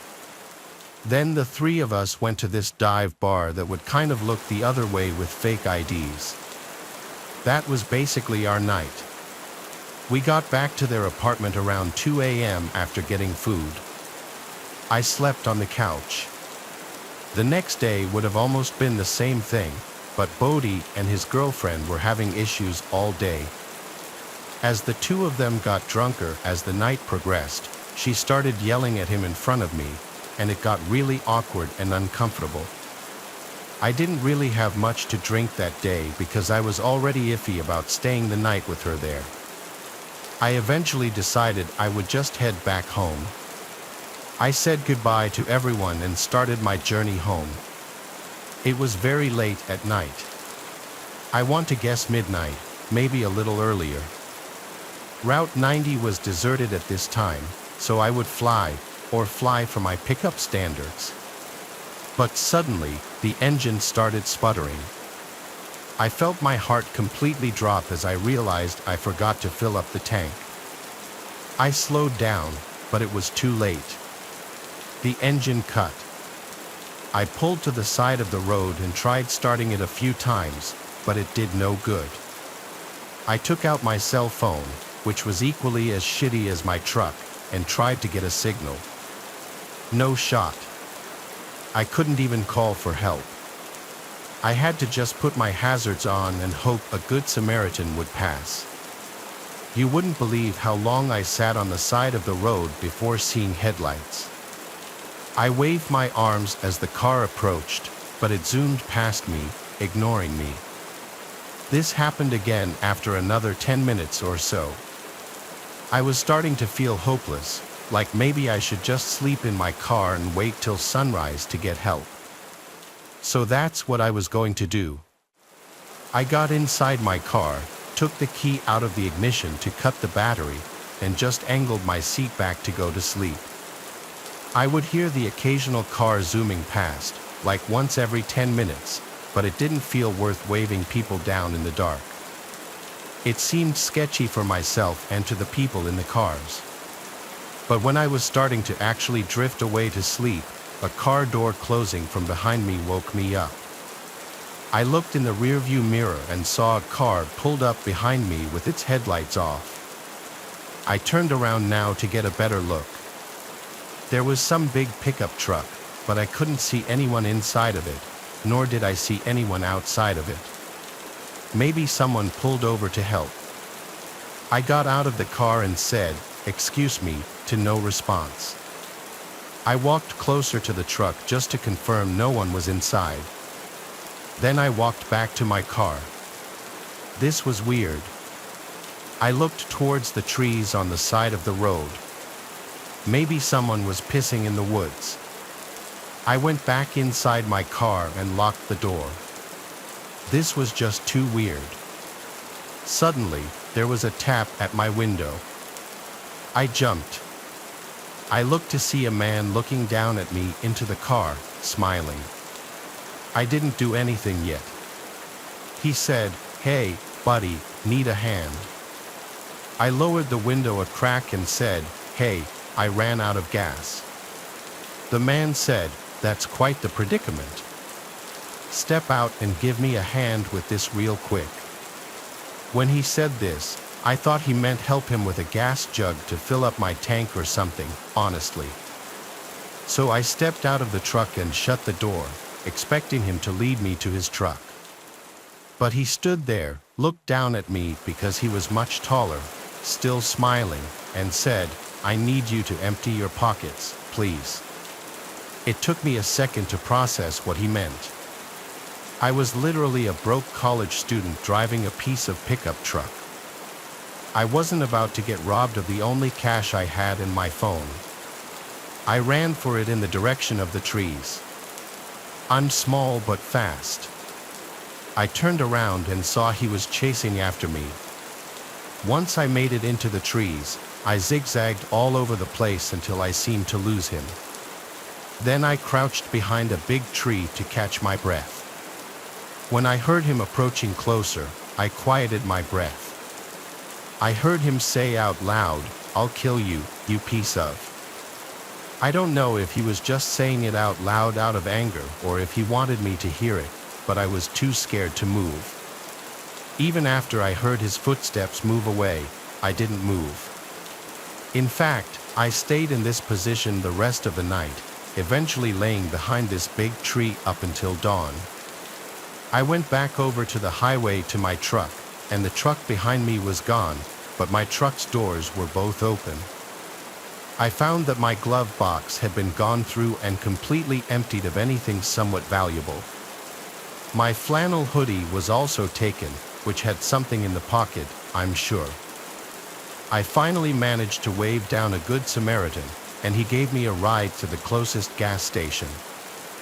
I bought a fuel can, filled it with gas, and the man brought me back to my car, where I filled my tank just enough to drive the truck to a gas station to fill up completely.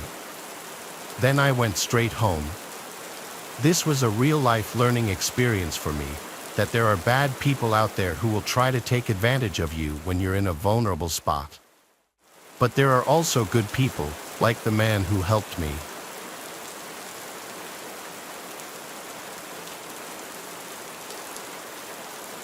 Our next story takes us from the desolate expanse of the desert to the claustrophobic darkness of a dense forest.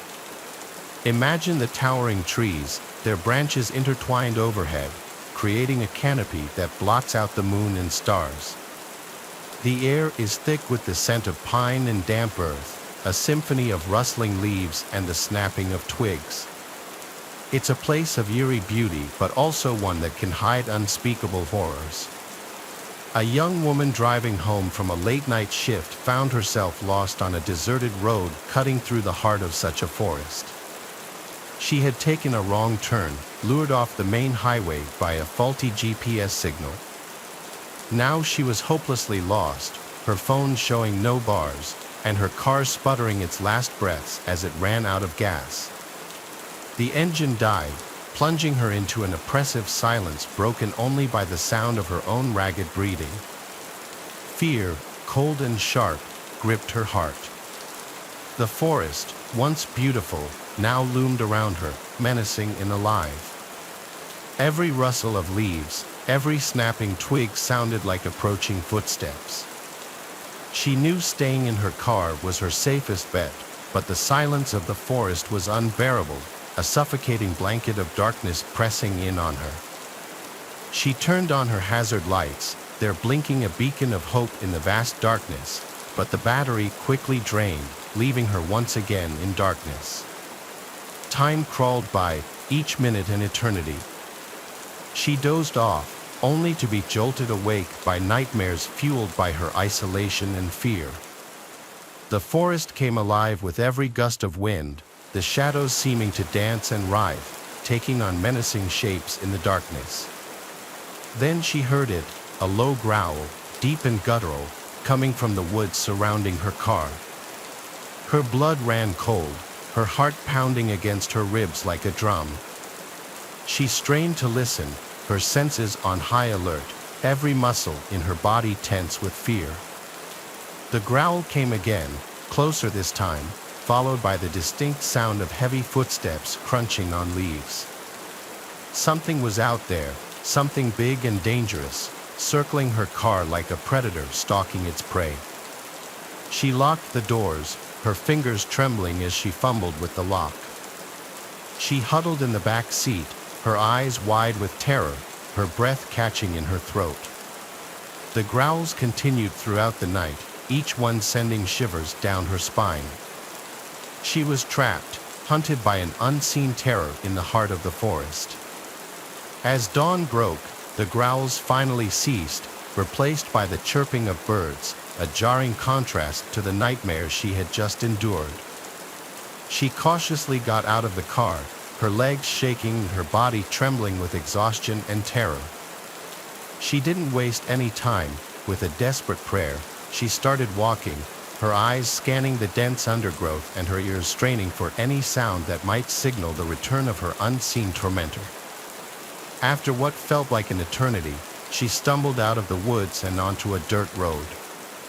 A pickup truck soon approached, its driver stopping to help. She had escaped the clutches of the forest, but the terror of that night, the memory of the unseen growls, would forever haunt her dreams.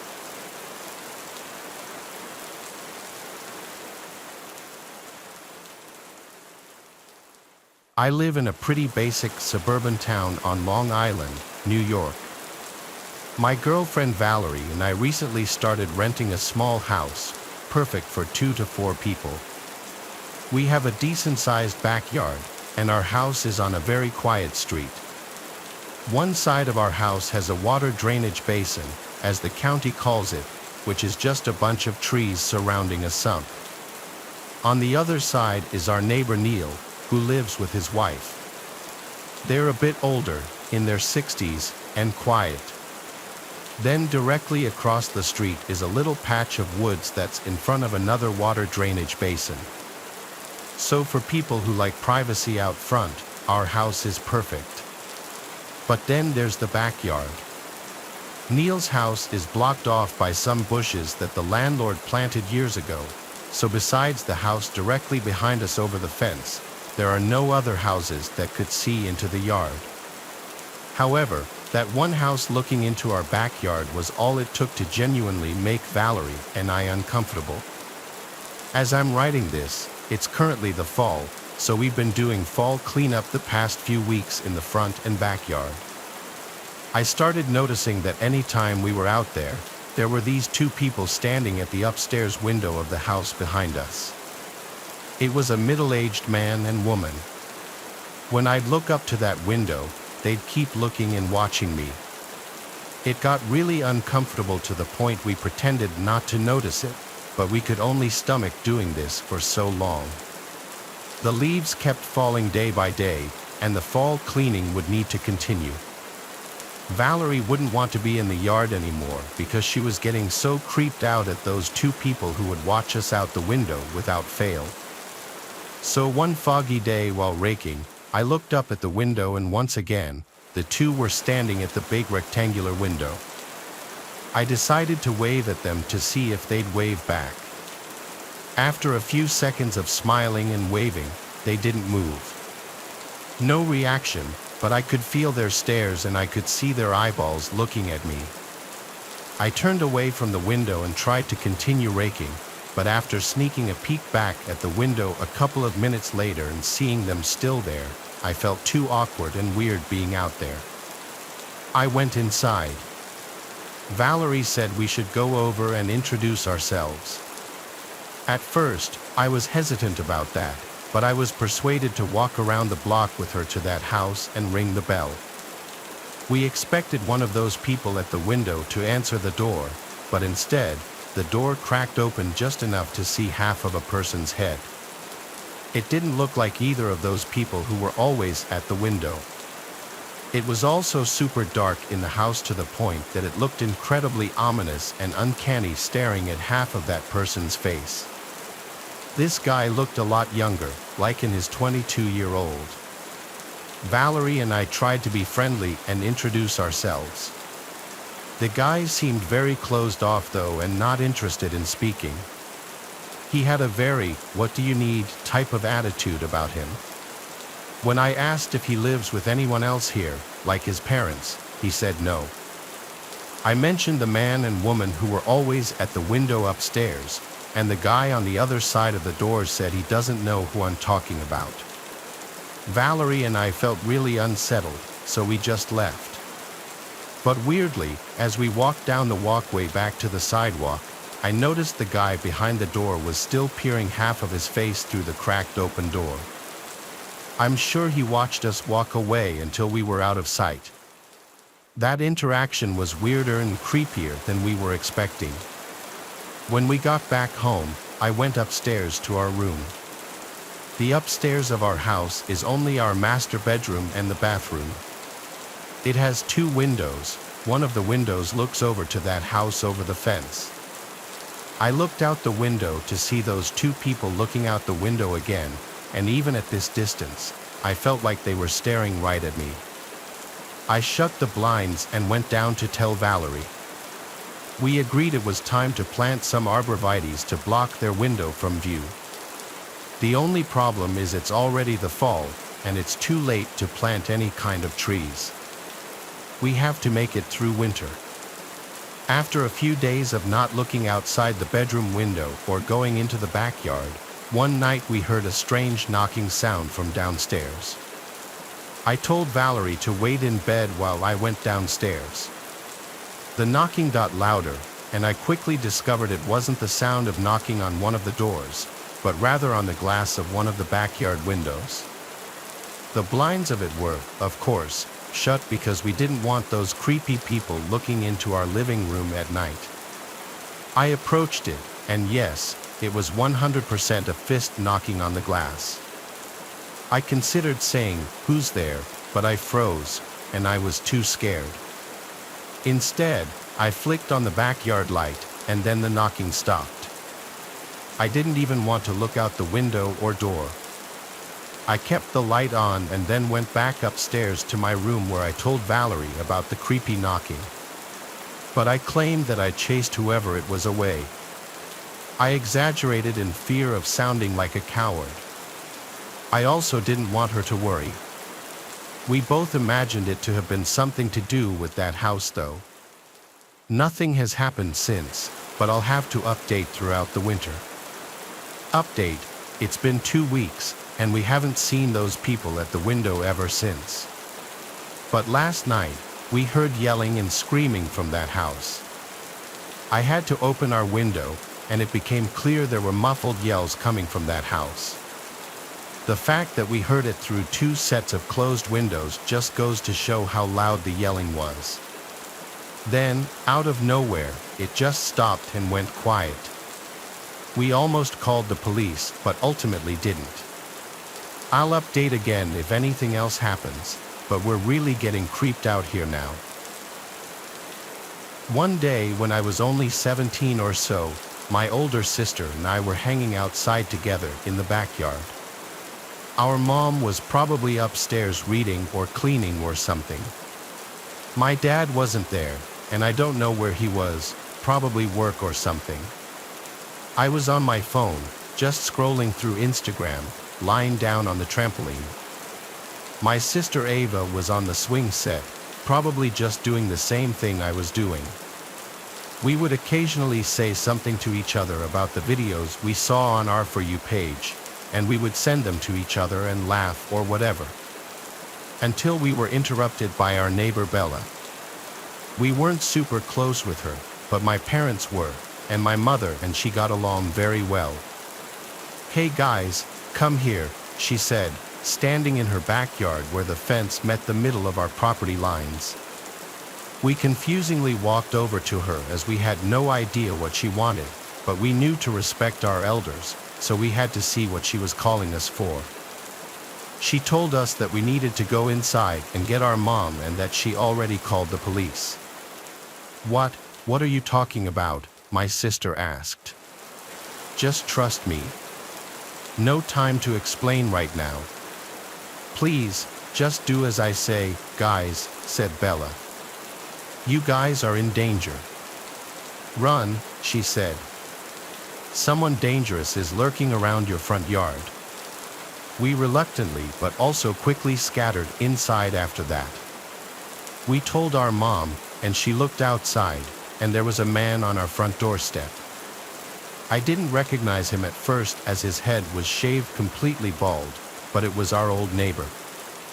Long story short, a few weeks before this, our neighbor was arrested for killing his wife and daughter, which I didn't know at this point, by the way. I'll get back to that later. My mom saw who it was and ordered us to run up to her room and to lock the door and to only open it if she asks, so we did. We were terrified, but we had to listen to our mom. We ran upstairs and we were waiting. My sister was crying, and I was trying to calm her down. Just by how freaked out Mom was, we both knew something was very wrong, and we were dying to know what was happening. After a few more minutes, our mom screamed and we heard glass shattering. Luckily, she was close to the stairs already and she was able to get to the room with us before the man grabbed her. We locked the door and put a dresser in front of it to buy us some time. This man was screaming like nobody's business that he was going to kill us and pounding on the door for over 5 minutes. Suddenly, it stopped. We heard police sirens in the distance and the man tried to run away. The cops almost had a shootout with him, but after some screaming and threatening, he finally subdued and was taken back to prison. So, this guy we're talking about is named Brian. He was charged with at least 2 counts of first-degree murder for killing his family. Like I said earlier, it was said that he escaped prison about 2 hours before this, and he wanted to come back to get revenge on my family. He was convinced that my father was the reason he got arrested. Brian thought he was going to walk away scot-free for killing his family, but he was under the impression that my dad snitched him out somehow. I'm not sure why he thinks that, as I don't know the whole story. My father won't talk to me about it, not that it matters anyway. I guess my mom and dad didn't tell me or my sister about what happened next door at first, but they said they were planning on it soon. They just didn't want us to freak out, supposedly. But that's about all I can get out of my dad about everything. Not even my mom knows the full story, unless she's lying to us. My parents probably thought there was no urgency to tell us what happened next door since he was locked away in prison at the time. But somehow, he escaped and was looking for revenge. Hopefully, they have him under control in there this time. It was personal, and he escaped just to try and murder us.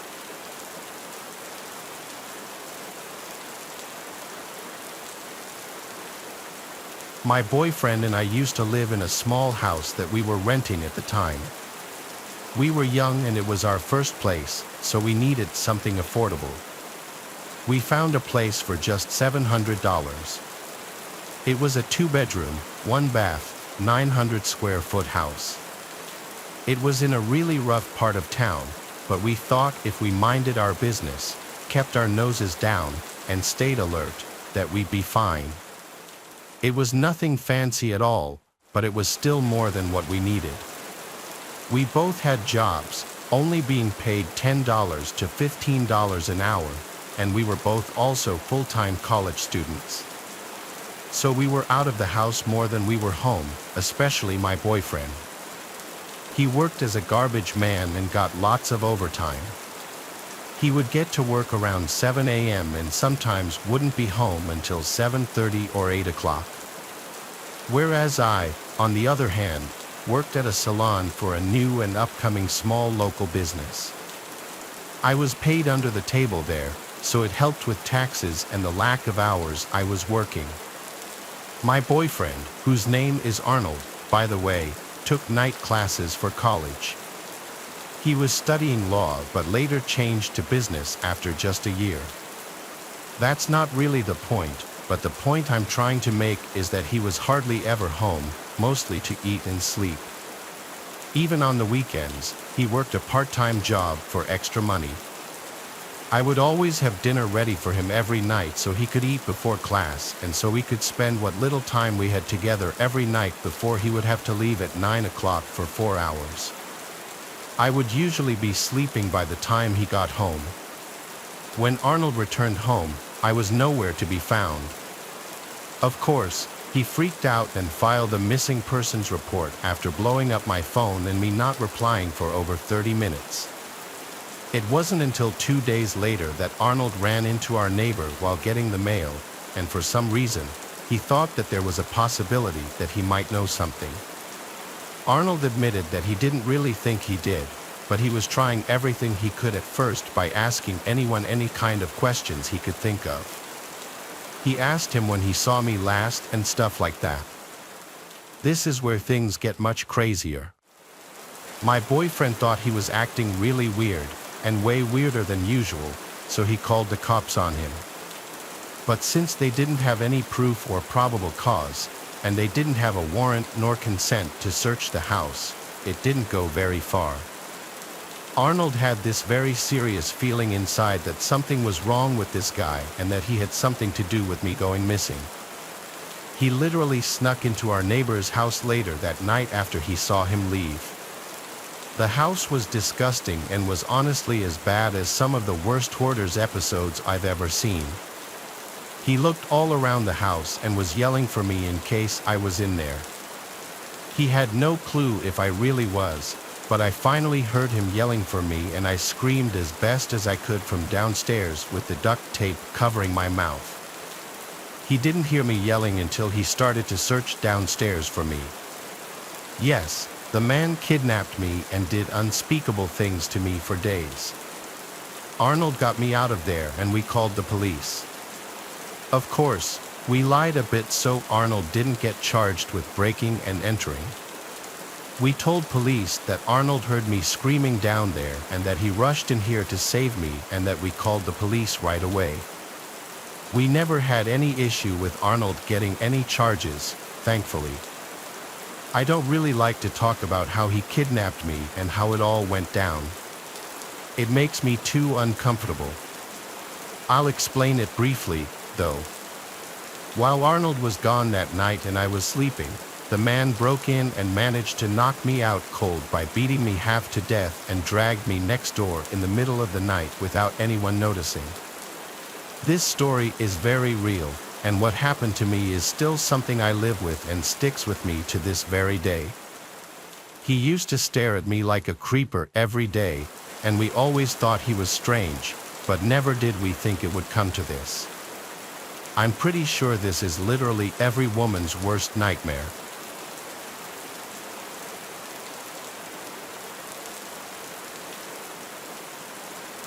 When I was in middle school, I was desperate for friends. I tried to talk to anyone that would let me sit with them, but nobody ever seemed to like me enough to keep me around, or they would just be mean to me. That's why, when the two prettiest, most popular girls in school, Azure and Alita, invited me to a sleepover with them, I was thrilled. I had tried sitting with them at lunch a few times before, but they always told me to go away because they were busy talking about something that wasn't my business. Then, on the last day of school one year, they both came up to me while I was sitting by myself. They said they really wanted to hang out with me over the summer but didn't want other people to see us hanging out together while we were still in school. Even as a naive and lonely middle schooler, I knew that was a severely underhanded invite, but I accepted it with enthusiasm anyway. I would take what I could get, and they knew it. Of course, my mom was just glad I was finally starting to hang out with other kids, and she gladly gave me permission to go, especially when I said that Azure's mom offered to serve all three of us dinner. When I got there, it was about 8 p.m., and I was already dressed in my pajamas. Alita and Azure were still fully dressed.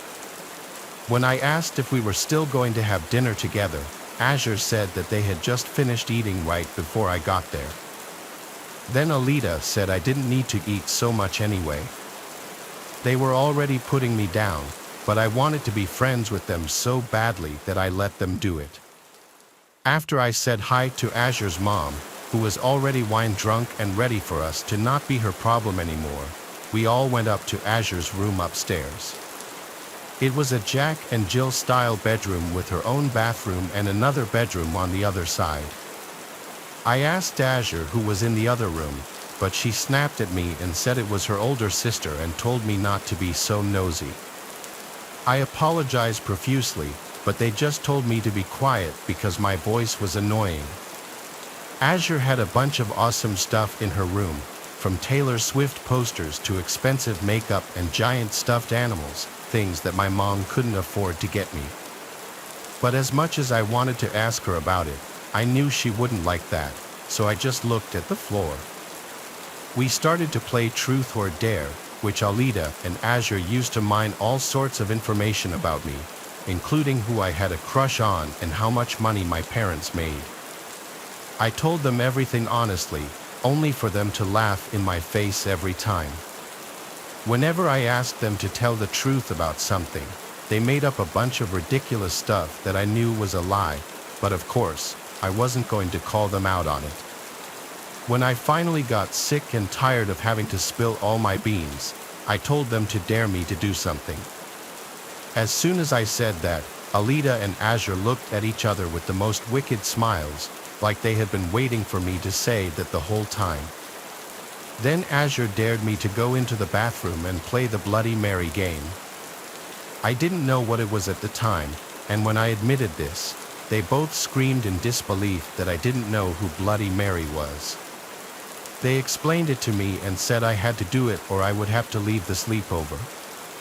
I wanted to stay, so I stepped inside the bathroom. Azure and Alita lit a candle in front of the mirror, then they turned off the lights and shut the door. "You have to say it loud and clear," Azure teased me from the other side. "If you don't, we'll know." I was shaking. I had no idea what would happen. Was this Bloody Mary someone that could really be summoned? Would she really kill me if she came? I didn't know, but the only thing that pushed me forward was the need to be accepted and the belief that things like ghosts didn't exist. I looked at myself in the mirror, took a deep breath, and said, "Bloody Mary," 3 times slowly. For a moment, nothing happened. I looked behind my reflection, and there was nothing, until I saw a woman crawling out of the bathtub behind me.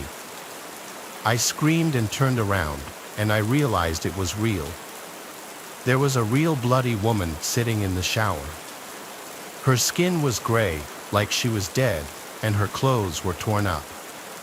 But her eyes were open, and she was looking right at me. Slowly, the woman stepped out of the tub and started walking toward me. I was so petrified I couldn't move. I wanted to, but it was like my legs had turned to stone. With every step she took, she left a trail of blood. Soon, she was right in front of me. I screamed again, but she grabbed me by the throat and lifted me up to my tiptoes.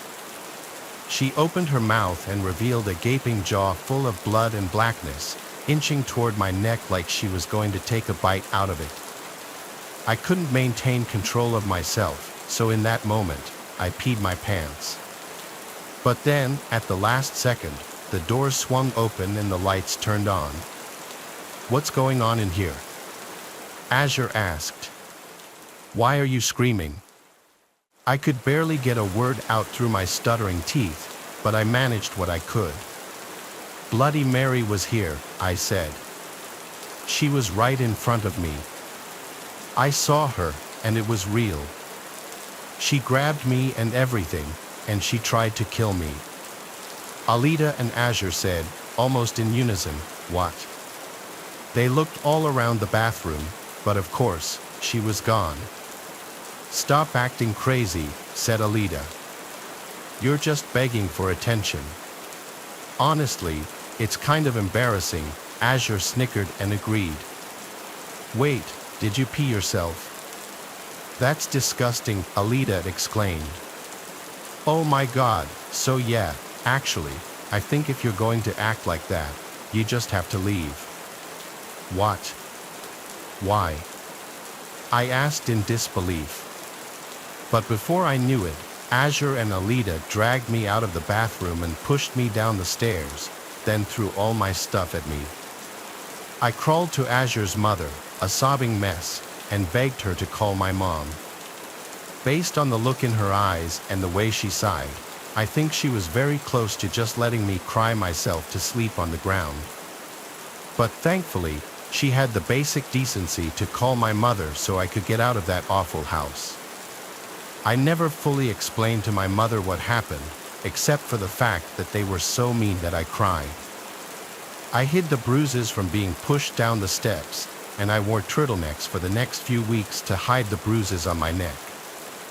That was how my summer vacation began that year. Needless to say, I never left the house again until school was back in session. As for Bloody Mary, Azure and Alita's gaslighting was so effective on me that I honestly believed she existed for over 2 years after that. Until one day, I told this story to my first real friend in high school, and they explained to me the obvious truth that it was just Azure's older sister in a convincing costume.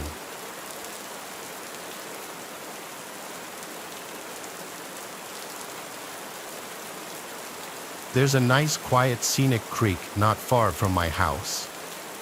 I like to drive my kayak up to it every once in a while on the weekends in the summer. This one particular weekend was one of those weekends.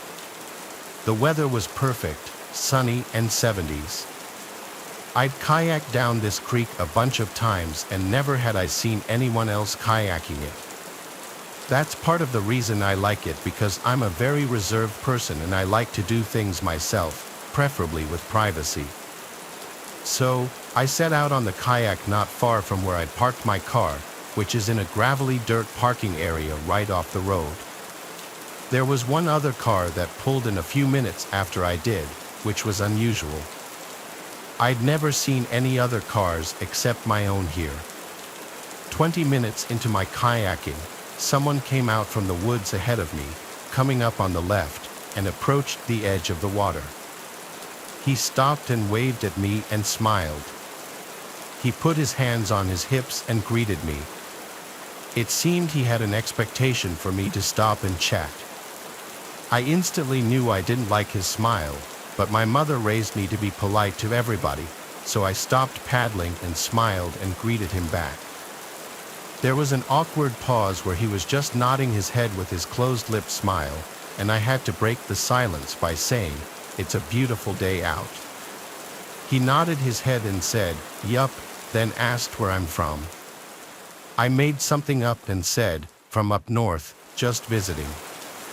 He clearly lacked the ability to hold any sort of conversation, and that's coming from me. I'm not the most social person myself. So, I wanted to just move along. I told him to have a great rest of his day and continued onward down the river. Never in a million years was I expecting what happened next to happen. I turned when I heard a snap of a stick or something from not far behind me. There, in the not-so-far distance, was the guy hiding behind a couple of trees, seemingly following me. I was disturbed and uncomfortable, like he was clearly trying to not be seen. I was scared to call him out in fear of how he might respond, so I pretended not to notice him and continued to kayak down. I would continue to side glance every so often to see if he was still following me, and he was. I had never wanted to see someone else in the water so much in my life. I took out my phone to try to call my dad or my brother for help, but of course, I had no cell reception out there. Still, instead of being followed and probably attacked, I decided to stop in my place, turn around, and threaten to call the police if he didn't stop following me. The man just stood in place behind another big tree, though he was clear as day there. I then decided to fake call the cops. I raised my phone in the air at the man and said, "I see you there, I'm calling them now." I then proceeded to fake a phone call, pretending like I'm talking to the police. The man started to walk away deeper into the woods. It seemed to have worked. I turned around immediately and started kayaking back up the way I came as fast as I possibly could. I would constantly look over my shoulders until I got back to where I launched the kayak. I made it safely. I checked my whole surroundings before stepping out of the water and carrying my kayak back to my car. The other car in the little parking area was still there, but I made a disturbing discovery that may have saved my life. Up until this point, everything that happened could have maybe been explained away. However, I noticed broken glass near the back of my car, and the back passenger's side window wasn't there anymore. It had been shattered. I didn't step 1 foot closer to my car. I stayed hidden in the woods and checked if I had bars now that I was closer to the road. I did, and I called 911 successfully. I reported the whole incident and the broken window, and I stated I was scared I was still being followed. Waiting for the police to arrive felt like the longest, most tense moment of my life. It dragged on far too long, but when they pulled into the dirt area, I finally came out from the woods and waved at them. I pointed to the car, and 2 police officers came out and approached the car, where they found him, the man from the woods, waiting in the back seat of my car, hiding and waiting for me to enter my car to grab me. It was beyond satisfying to see him arrested. He definitely wasn't smiling anymore. I looked at him as it almost seemed like he was avoiding looking at me as he was taken to the police car. I'm happy the man was so stupid that he thought I wouldn't notice shattered glass all over the side of my car.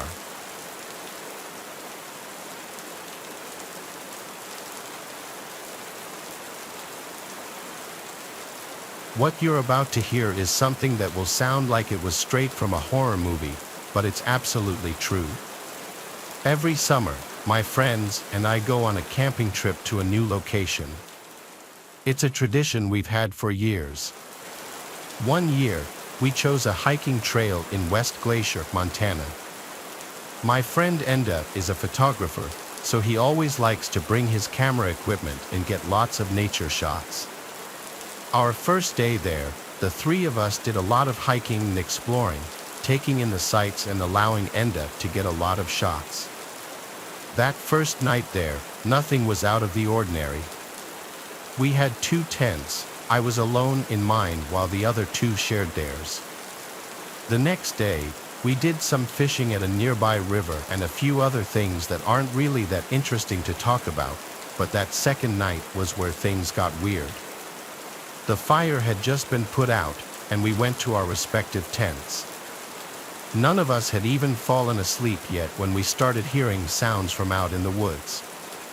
It was very clearly a person's voice. It sounded like an older woman's voice. It kept getting louder and more clear every 10 seconds or so. I called over to my friend's tent right next to mine, asking if they heard that, and they called back saying yes, someone was out there. The voice got so close and so clear that we could hear her saying, "Hello." I was shaking in my socks. Maybe you might think we're bad people for not jumping to help an older woman who may have been stranded in the woods, but that just didn't seem right. Being in the middle of the woods at night hearing someone calling out, "Hello," is beyond terrifying. I heard footsteps approach the tent, then stop. The voice once again said, "Hello," but it was right outside the tent this time, and now that it was this close, it didn't sound like a woman anymore. It sounded like a man trying to sound like a woman, raising the pitch in his voice.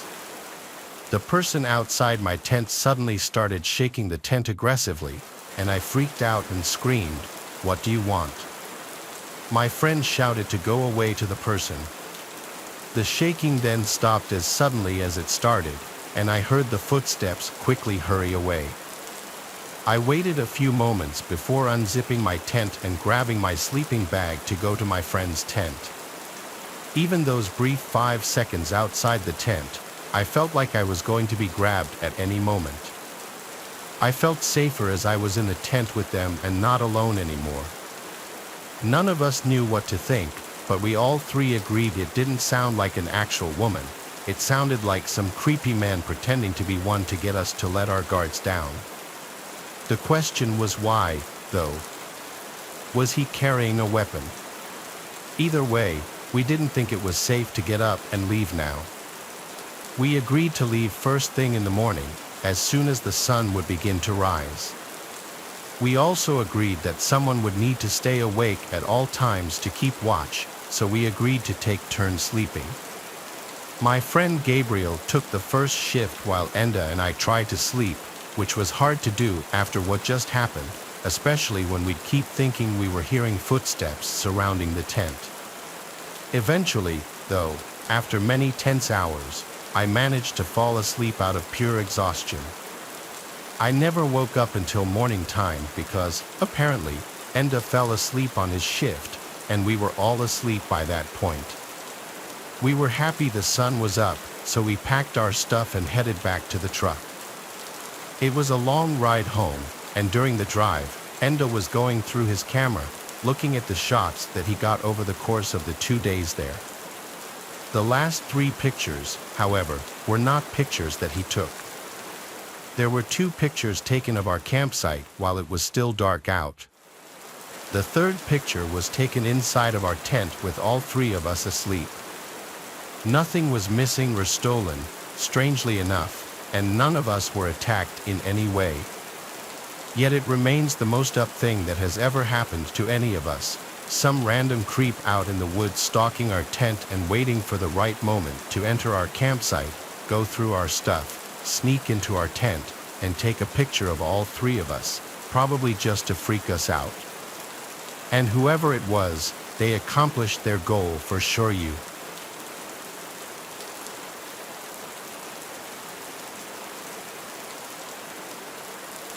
This ongoing issue started about a month ago, but let me provide some context first. I'm 25 years old and I live with my parents. My family is not well off and never has been, and pretty much all the money I make goes into supporting the household. My relationship with my parents is not the best. We bicker quite often, and whenever I'm not working or hanging with friends, I tend to stick to myself.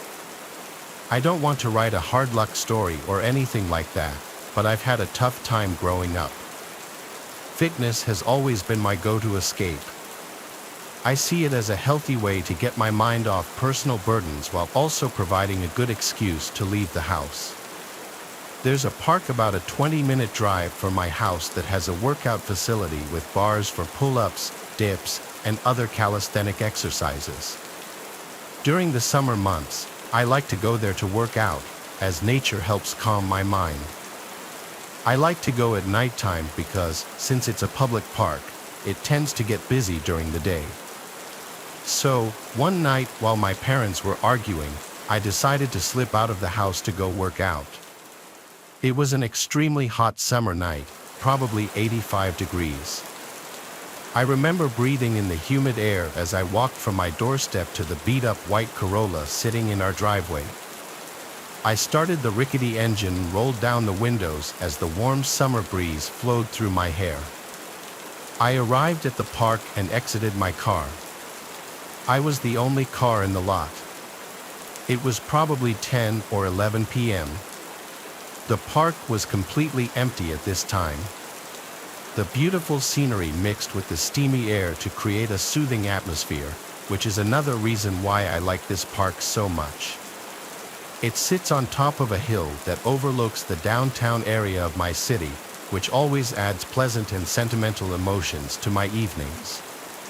Anyway, I started a set on the pull-up bar. I wasn't really counting the repetitions. When I work out, I just do it till failure, then take a break and do it a couple more times. It was somewhere between my sets when I took a break to loosen up my arms. Before I got back on the bar, though, an indescribable feeling came over me, and a subconscious urge forced me to turn my head around.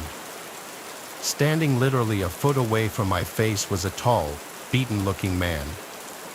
I actually screamed and jumped like 5 feet back. He let out a raunchy, boisterous laugh and apologized, saying he didn't mean to scare me. His appearance and mannerisms were extremely eccentric right off the bat, like he was damn near face to face with me. He clearly had something wrong with him. I asked him why he was so close to me, and he said he lives here. He explained that he sees me working out here all the time and asked me if I could teach him. Now, I'm a very non-confrontational type of person, and especially during a time like that, I really just wanted to be left alone. I awkwardly but politely told him I was just going to do some pull-ups and leave. I hopped back on the bar and continued my set. His words marinated in my mind. He sees me here all the time. I felt the gaze of his eyes burning the back of my neck, but like I said, I'm very non-confrontational.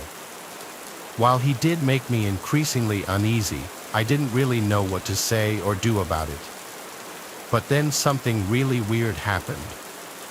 Right as I was about to finish my set, I heard him mutter my full name. My blood instantly turned cold as I jumped off the bar and slowly backed away. I said a shaky, "What?" He didn't respond and instead just stared at me with this crazed, wide-eyed smile. I thought I might have been hearing things, that's how bizarre it was. I started to get an awful feeling in my gut, like something bad was about to happen. Without another word, I decided to quickly walk back to my car and leave. I felt that man staring at me while I retreated, and thankfully he didn't follow me. Before I left the park, though, I took one last look and saw him hanging from the bar, attempting to do a pull-up. I watched as he grabbed the bar, tried to pull himself up, and then failed and tried again in the exact position I was previously in. I swiftly left the park without looking back. The entire ride back, I questioned myself. Did he really say my name? Was I hallucinating? I tried to forget about it, and eventually, I did. I woke up early the next day to get to work. I work construction and have to wake up very early before my parents, so I was the first one to notice the unmarked envelope sitting at my front door. It was addressed to me. I picked it up and figured I'd read whatever was inside whenever I had the chance. It was another sweltering hot summer day, and I took my lunch break early to cool down. I sat in my car while eating my pre-made sandwich and decided to open the envelope. I didn't really know what to expect, but never in a million years did I think I'd find 10 printed photos of me. They were all unknowingly taken. One was of me in my car, one was of me at work, one was of me exercising at the park. I instantly remembered that creepy man from the night before and started to feel uncontrollably nauseous. I stared in disbelief as I flipped through the rest of them. One was of my house, and the worst of all was a photo of me sleeping, taken from outside my window. I nearly choked on my food as tears rolled down my cheeks. I felt unsafe. I told my boss a serious issue popped up, and I left work right away. He wasn't happy with me, but I didn't care. I took a picture of the photos and drove directly to the police station. I gave the police the photos and explained my encounter at the park. I described the man to them, and they said they would look into it. I told my parents about it too, and for the first time in a long time, I actually got some sympathy out of them. More things started happening, though. A couple of nights later, at like 3 a.m., I awoke to knocks at the door. I didn't open it, assuming the worst. One day, I found a sticky note pasted to my car window with a heart drawn in Sharpie. I went back to the police to report this, and they said they would open up a stalker investigation. I haven't heard back from them yet. I figured it's hard to build a case without having concrete evidence. This happened about a month ago, and I've been on high alert ever since. My parents are looking for a new home, which is already tough given our financial situation. I'll update if anything further happens, but until then, I'll continue to sleep with one eye open.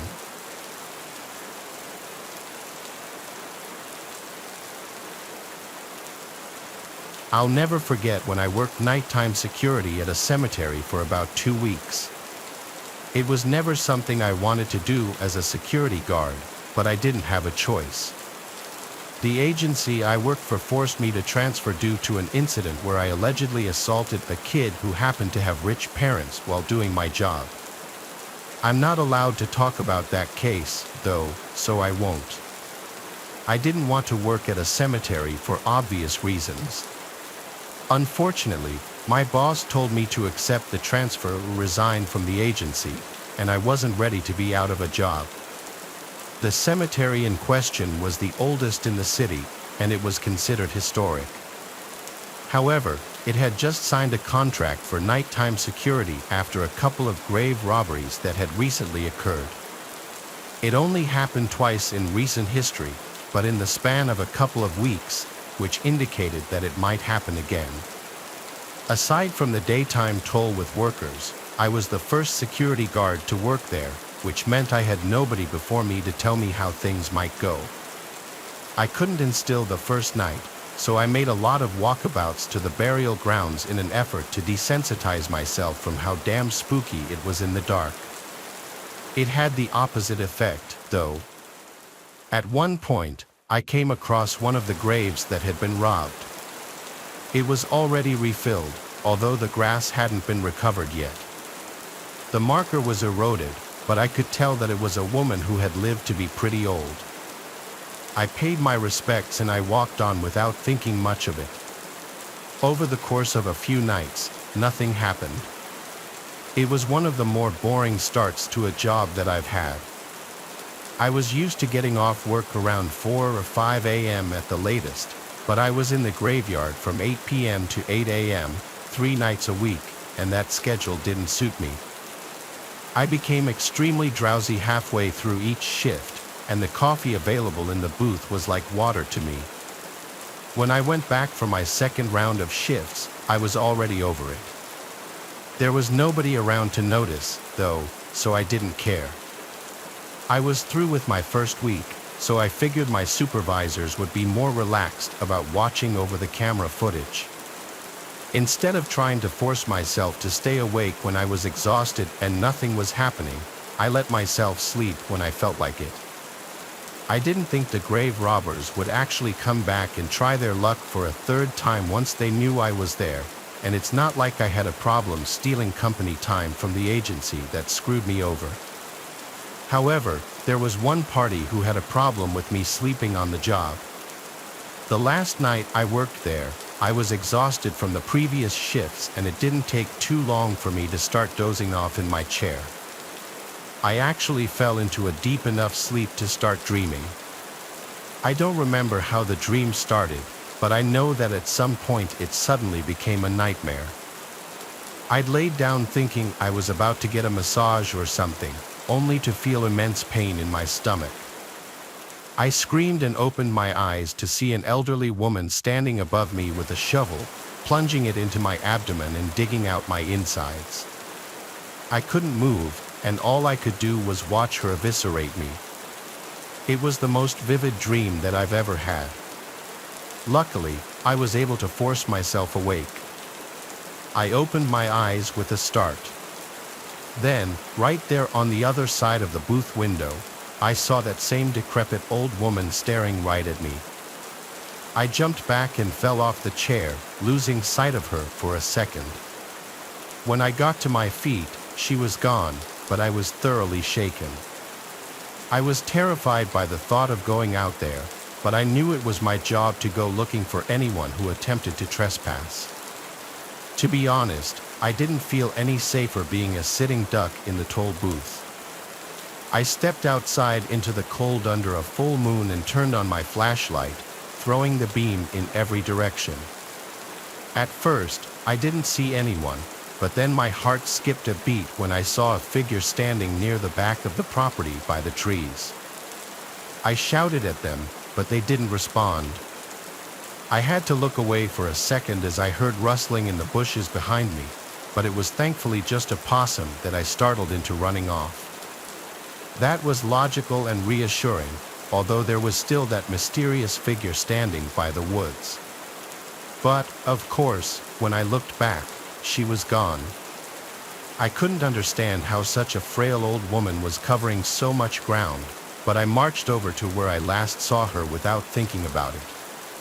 I had to walk across the entire graveyard to get to the back of the property.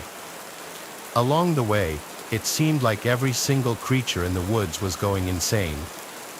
I heard flocks of birds suddenly take flight from all the trees at once. An owl let out one of those awful screeches that they make. Even a pack of coyotes started to go haywire in the distance. I felt like all the forces in nature were warning me not to keep going, but in my gut, I was worried that if I stopped walking, something else would happen. So I pressed on until I finally got to the edge of the graveyard. I looked around with a flashlight and called out to the person I saw, but I didn't see or hear anyone. Then, as quickly as it all had started, all the noises in the woods stopped. Every single animal fell silent, even the bugs went quiet. I muttered to myself in confusion and started to turn around. But that's when I noticed I was standing right on top of one of the graves that had been robbed, the one of the old woman that I'd seen the week before. As soon as I realized this, I felt stiff hands wrap around my throat and my feet were kicked out from under me. I couldn't see who was doing this to me, but they were strong as hell. They bashed my face into the recently replaced dirt probably a dozen times until it started to feel like I was about to pass out from lack of oxygen. Then, at the last second, it stopped. I felt the rough touch of the hand simply disappear. I quickly got to my feet in a panic, but I couldn't see anyone in the area. It was like I'd imagined the whole thing, but there was no way that I could have. It felt as real as anything else. Whatever it was had me chilled to the bone. I didn't finish my shift that night. I ran to my car with my tail between my legs and quit the job on the spot. This event has haunted me ever since. I've pieced together what it meant over the years. The spirit of the old woman who was robbed didn't take kindly to me slacking on the job, and she took matters into her own hands to make sure it never happened again. I've never been a superstitious person, but sometimes things happen in life that make you reevaluate your assumptions. Even now, when I'm at work and I feel myself getting the urge to slack off, I see that woman out of the corner of my eye for a split second, reminding me of the lesson she taught me.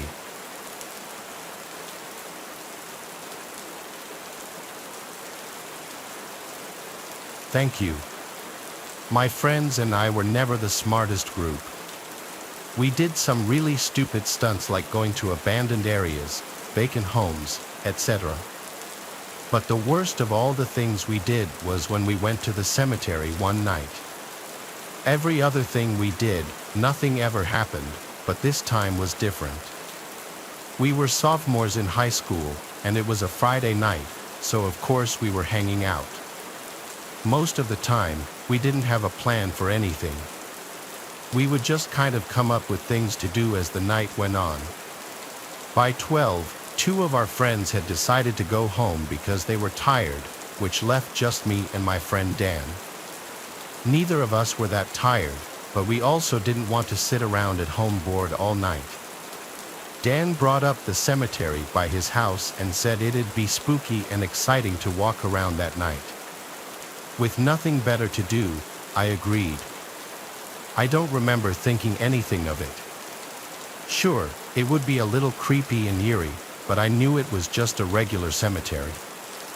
We took Dan's car and drove to his house, where we parked and walked down the block to the gate surrounding the graveyard. There was a huge entrance gateway, but the gate that went around the perimeter was more of a short wooden fence.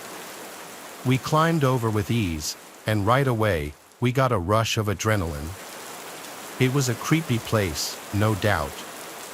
There was almost no light, only a few dim standing lamps spread across the graveyard. I'm not sure what our goal was, but I think it was just to walk across the whole place without getting scared and then leave. We passed 10 or 15 gravestones when Dan came to a stop. He was looking ahead and told me to wait. I couldn't see much, but in the distance, I could barely make out a figure standing next to one of the gravestones, walking closer to us. Both me and Dan were unsure what to do and just stood there. We both assumed we had totally been caught by one of the graveyard keepers and were probably gonna get arrested or something. The man stopped several feet away, still too far for us to get a good look at him. "What are you two doing here?" he asked. Dan nervously said that we were just exploring. "Well, I'm gonna have to show you two out," he said. He told us to follow him and began walking back in the direction he came in. I think both of us were regretting not running away when we first saw him. As we walked behind him, he passed under one of those standing lamps and both Dan and I immediately froze. The man was wearing ragged clothes, nothing like a graveyard keeper would be wearing. This guy looked like he was homeless. The man must have heard us stop. He turned around, and you could see in his face that this man was crazy. He took a step toward us. "Come here," he said angrily. Dan turned and ran, and I did the same. The man's footsteps behind me were so close it felt like he was going to tackle me at any second. My adrenaline kept me going, and we managed to jump the fence. We heard the man stop on the other side, then punch the wood fence in frustration. We immediately went home and told no one except for our friends because we knew what we were doing was illegal.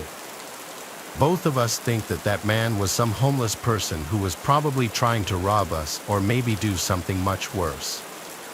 Luckily, we never made the mistake of going back there again.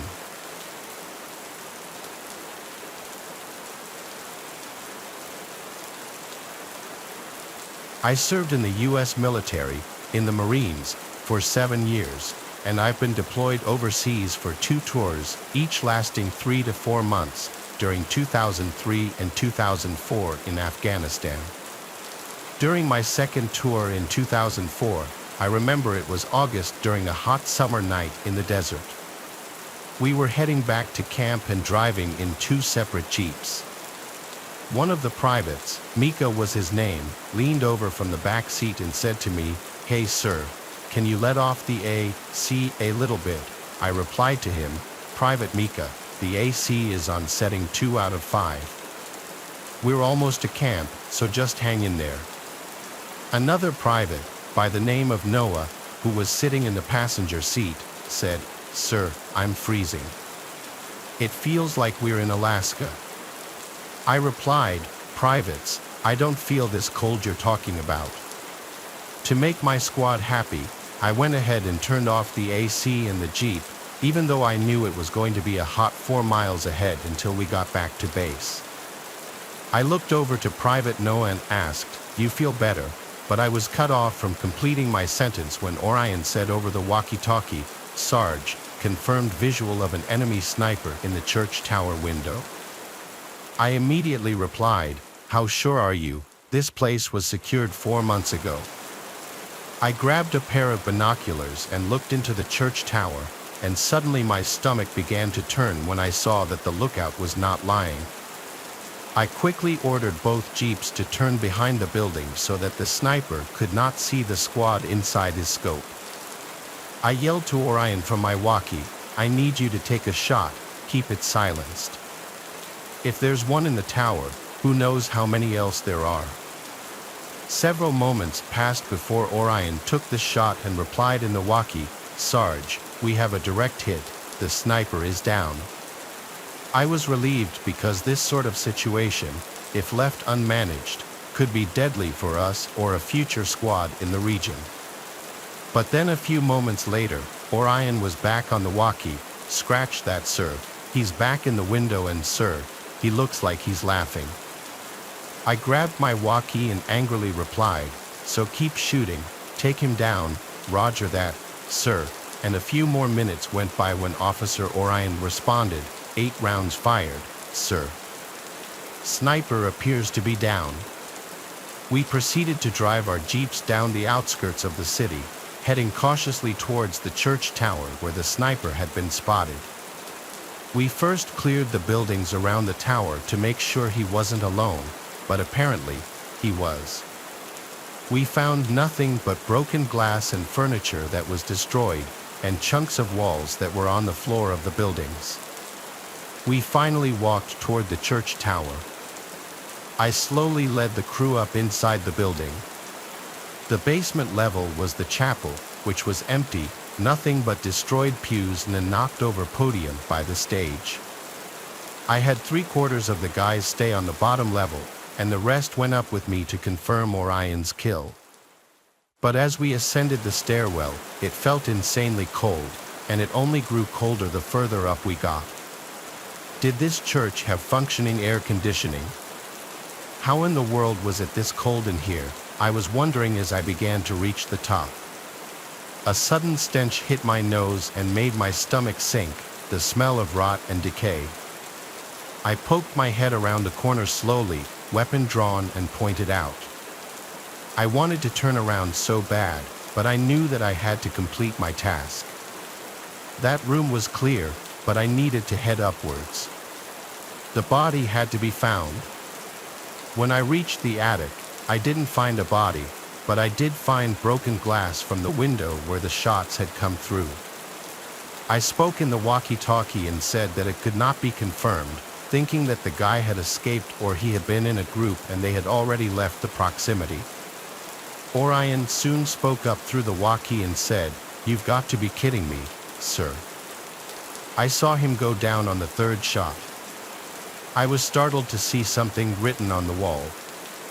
In Arabic, the text was dark red, and to be honest with you, at first, I thought it was blood. I had to remind myself that this wasn't some horror film. I'd seen that lettering before, and I was more than sure what it said: home. My nerves were trembling at this point. I couldn't take it anymore and ran downstairs. After reporting this to my commanding officer, he hated the sound of it. He said that he didn't want us to come back until the soldier was captured or executed. I said, "Sir, yes sir," and we stayed all night looking for him. I did not mention what I saw upstairs to anyone in my squad because I didn't want to scare them. I was already a bit spooked, but even after another squad joined us as backup, we never found a trace of the sniper we'd seen. Long after the failure to locate this sniper, we never had to go back to that church or town, for that matter, and I was extremely thankful for that. But that doesn't mean it didn't stay in my head for a long time. We saw someone in that attic. We shot him around 8 times. We felt that chilling cold. It was impossible for it to be that cold out there. And the red word on the wall that said home, was it this ghost sniper's plea of what he wanted, or was it a warning for us to get away? I'll never know for sure.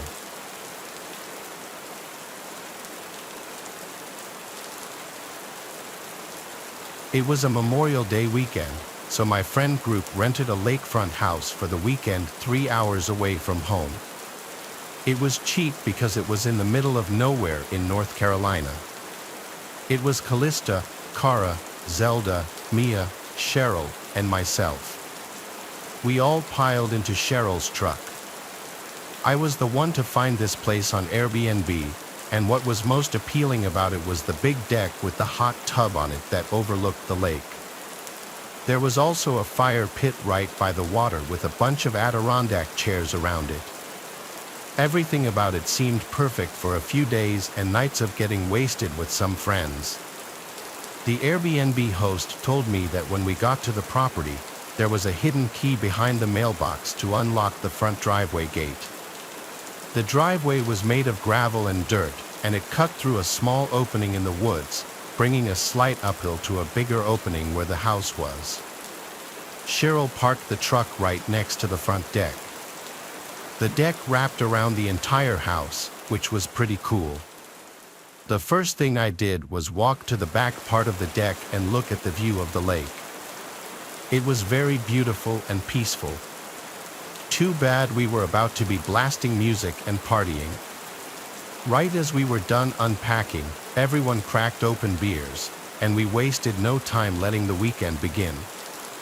We played beer pong, cornhole, barbecued, and blasted music for hours. We were really loud because, as far as we knew, this was the only house around here. It's not like there were any nearby neighbors to complain. The phone connection out there was very spotty, so we really were just living in the moment, socializing with each other, not distracted by social media and whatnot.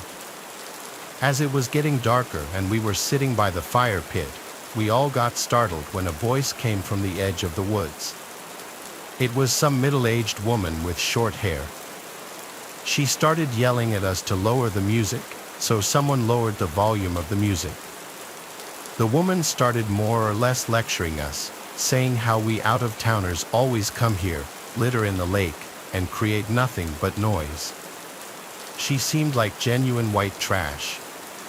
I apologized on behalf of all of us, and one of the girls asked the woman if she lived nearby and if she could hear the music. The woman responded, still in a yell, that she couldn't even hear herself think.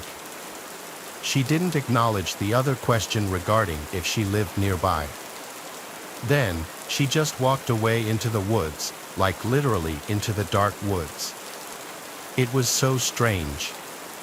When we were sure she was out of earshot, we all erupted into laughter. As bizarre as the encounter was, we had to make light of it, but it also did put a slight damper on things considering we thought for sure we were far enough away from any neighboring houses to blast music and be loud. But we continued to drink, and pretty soon that concern was forgotten about, and we got loud again. Some immeasurable amount of time passed before a song ended, and it went quiet for a second, and we heard a voice calling out from the lake. We paused the music and listened, and sure enough, a voice was calling out for help in the middle of the lake. We all looked at each other nervously. I stood up and went to the water and yelled out, "Who's out there? Are you in the water?" The voice called back, "Yes, help." Adrenaline started to kick in. There was a kayak leaned up against the deck by the water with 2 sets of paddles. Cheryl and I agreed to paddle out there in an effort to save whoever was out there. We yelled out at them to keep calling out, but as we got in the water, the calls seemed to get further away no matter how deep we got into the lake. After like 5 to 10 minutes of rowing out to the complete darkness of this lake, calling out repeatedly for that man, we heard it was just utter silence. All we could see were the lights from the house sitting at the edge of the lake, and then just darkness in every other direction. It was only the sound of the light splashes of water and then screams, female screams, coming from the direction of the house. They sounded gut-wrenching, like genuine screams of danger. It sounded like more than one, at least 2 of the girls' screams. We immediately started paddling back, even more panicked now. The screams stopped long before we got back to the shore. We screamed out for our friends, but we checked inside and outside of the cabin, and all 4 of them were gone, vanished without a trace. We tried texting and calling them, but we had no bars, of course. Cheryl's truck was still there, so we took it and drove up the road looking for the nearest neighboring house. We found it, a similar opening in the woods that led up a hill and onto a property where we saw a house with the lights on. We went to ring the doorbell multiple times, but no one ever answered. We went to look through one of the windows in the front, and what we saw sent chills up my spine. We could see clear as day into the living room. There was a lamp on in the corner, and in the middle of the room, somewhat close to the window, was that trashy woman we saw who came and yelled at us before. She was standing still, doing nothing, just facing the window looking out at us. She had a borderline angry-looking expression. We yelled, asking for help, but when she wouldn't move, we were too creeped out to stay there and left. As we got back in the truck, about to drive to another house, my phone started vibrating. It was Mia calling me. Thank God. I picked up and asked where they were and what happened, but I could barely get a word in as Mia said there were 2 men with axes in their hands wearing masks over their heads walking towards them out of the woods, and that's why the girls screamed and they all ran away down the road. One of them was currently on the phone with 911, and they were waiting.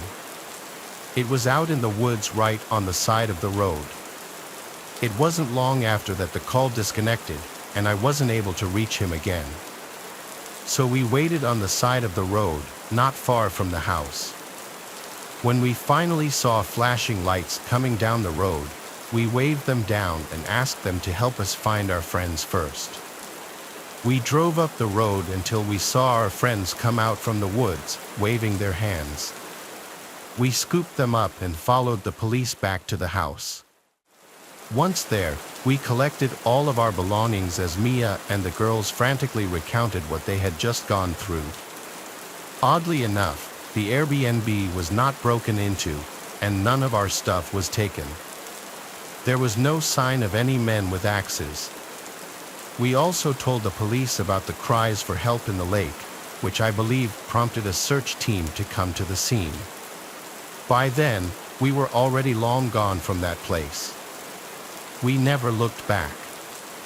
After much persistence and battling with Airbnb and the host, we got our money back for the stay, well, most of it. None of us could ever figure out this situation, like if it was all a trap.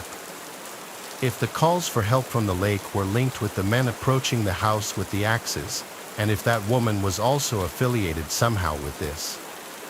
Was it just to scare us out of there, or were they really going to attack us?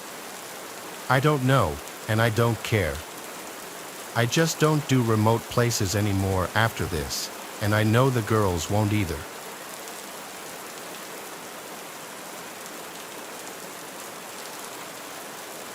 As I write this, it's early July.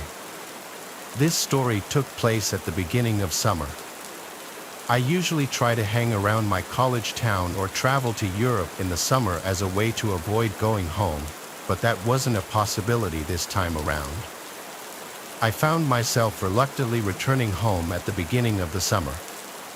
I just had to make it through 1 week, and then I'd be on a plane to Germany. I didn't really feel like seeing any of my old friends, but I wasn't too keen on staying home either. So, I found myself waking up early and spending my entire days hiking, watching movies, or even just driving around aimlessly. It was my last day home. I was getting bored of the stuff I had been doing and wanted to do something a little more exciting. My friends and I used to train hop, one of the many unruly activities that I had since cut out of my life. I decided, what the hell, and drove to a secluded set of tracks I knew about. Freight trains always passed through here, so I knew there would be many options. The tracks were surrounded by trees and various flora, part of the reason I had chosen them. The last thing I needed was to be caught for doing an illegal activity after having been clean for so many years. I parked my car and made my way over to the tracks. Let me describe the layout so it's easy to understand. This specific set of tracks ran through the trees for a while before entering a tunnel. There was a very small clearing on the other side of the tunnel and then a massive bridge over the water. My friends and I used to ride the train all the way across the bridge, but since it was just me, I would have no way of getting back to my car unless I felt like walking 10 miles. So, I decided that I'd hop on the train, take it through the tunnel, hop off, and get a peaceful walk back to my car. I walked along the tracks and waited for a train to pass. It was probably 3 or 4 in the afternoon. Finally, after about 10 minutes of walking, I started to feel the familiar vibration in the rails. I quickly ran to the side and tried my best to stay out of sight. Usually, as far as I know, freight train conductors didn't care enough to report people walking along the tracks, but I didn't want to take any chances. The train passed, and I waited for a good number of cars to go by before emerging from my hiding spot. I picked a car that looked easily attainable and began jogging alongside the train like I had done 100 times before. Once I was confident enough, I grabbed hold of the ladder and swung myself up. It was pretty easy, the train wasn't traveling very quickly. As my part of the train was about to enter the tunnel, I saw a strange flash of light from up ahead. I assumed it was a spark from the train or something, but truth be told, I had never seen anything like it before. I hoped there wasn't an errant wire or something dangerous in the tunnel, but it was too late to hop off. The train started picking up speed since the tunnel was perfectly straight, and I closed my eyes as the adrenaline rush started coming on. Just then, I felt a hand reach out from the darkness and literally grab my leg. I lost my footing and nearly slipped, but my hands were firmly gripping the train. I screamed and kicked, but the train sped by before I could make contact with anything. Before I could even comprehend what just happened, I felt another hand slap against my leg. I screamed again before scrambling up the ladder, hopefully out of reach. My heart was racing. What the hell just happened? The train exited the tunnel, and I hopped off without thinking. I waited for the train to completely pass and watched it chug over the bridge. I remember pacing back and forth in the little clearing, thinking about what just happened. Like, were there really people in the tunnel, and what could they possibly be doing there?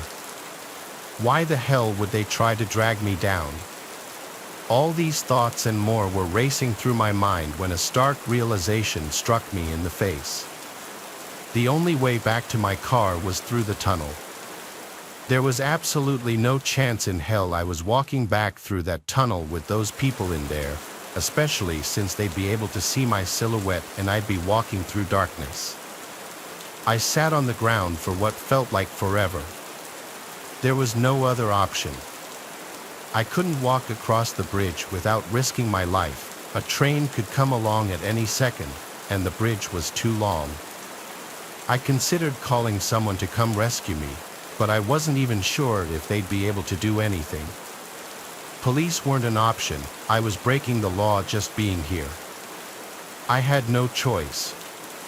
I picked up a rock and started making my way through the tunnel. There were 2 people in there, which I knew for a fact, but there could have been more. I had no idea. I got about halfway to the point where I felt the second set of hands when I heard something. A faint click was coming from somewhere in the tunnel. It sounded like a human clicking their tongue, but it could have been made by a machine. It was honestly hard to tell. I froze and thought to myself, continuing to walk this tunnel was a death sentence. I felt a rush of confidence and pulled out my phone.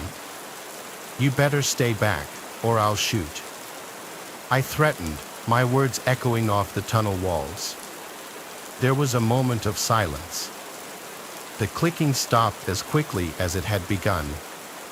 I was obviously bluffing about having a gun, but I figured it was better to bluff than just walk in silence. I then pulled up a video on YouTube of gunshot sound effects, turned up my phone's volume, and played it. It was honestly louder than I was expecting, and with the echo of the tunnel, I prayed to God that whoever was in there bought it. Without waiting another second, I sprinted full speed into the darkness, bracing myself for a fight. I didn't stop running until I had reached the other side. By some miracle, no one tried to grab me. After making it out of the tunnel, I looked back. There was another flash from deep in the tunnel. This time, though, it subsided long enough for me to clearly see 2 silhouettes standing on the tracks facing me. That was it for me. I turned to leave, but as I was jogging away, the nastiest screech I've ever heard emanated from the tunnel. It sounded barbaric, definitely human, but far from normal. I don't plan on ever train hopping again. Thanks for watching the video. Subscribe to the channel and turn on notifications to watch the latest videos.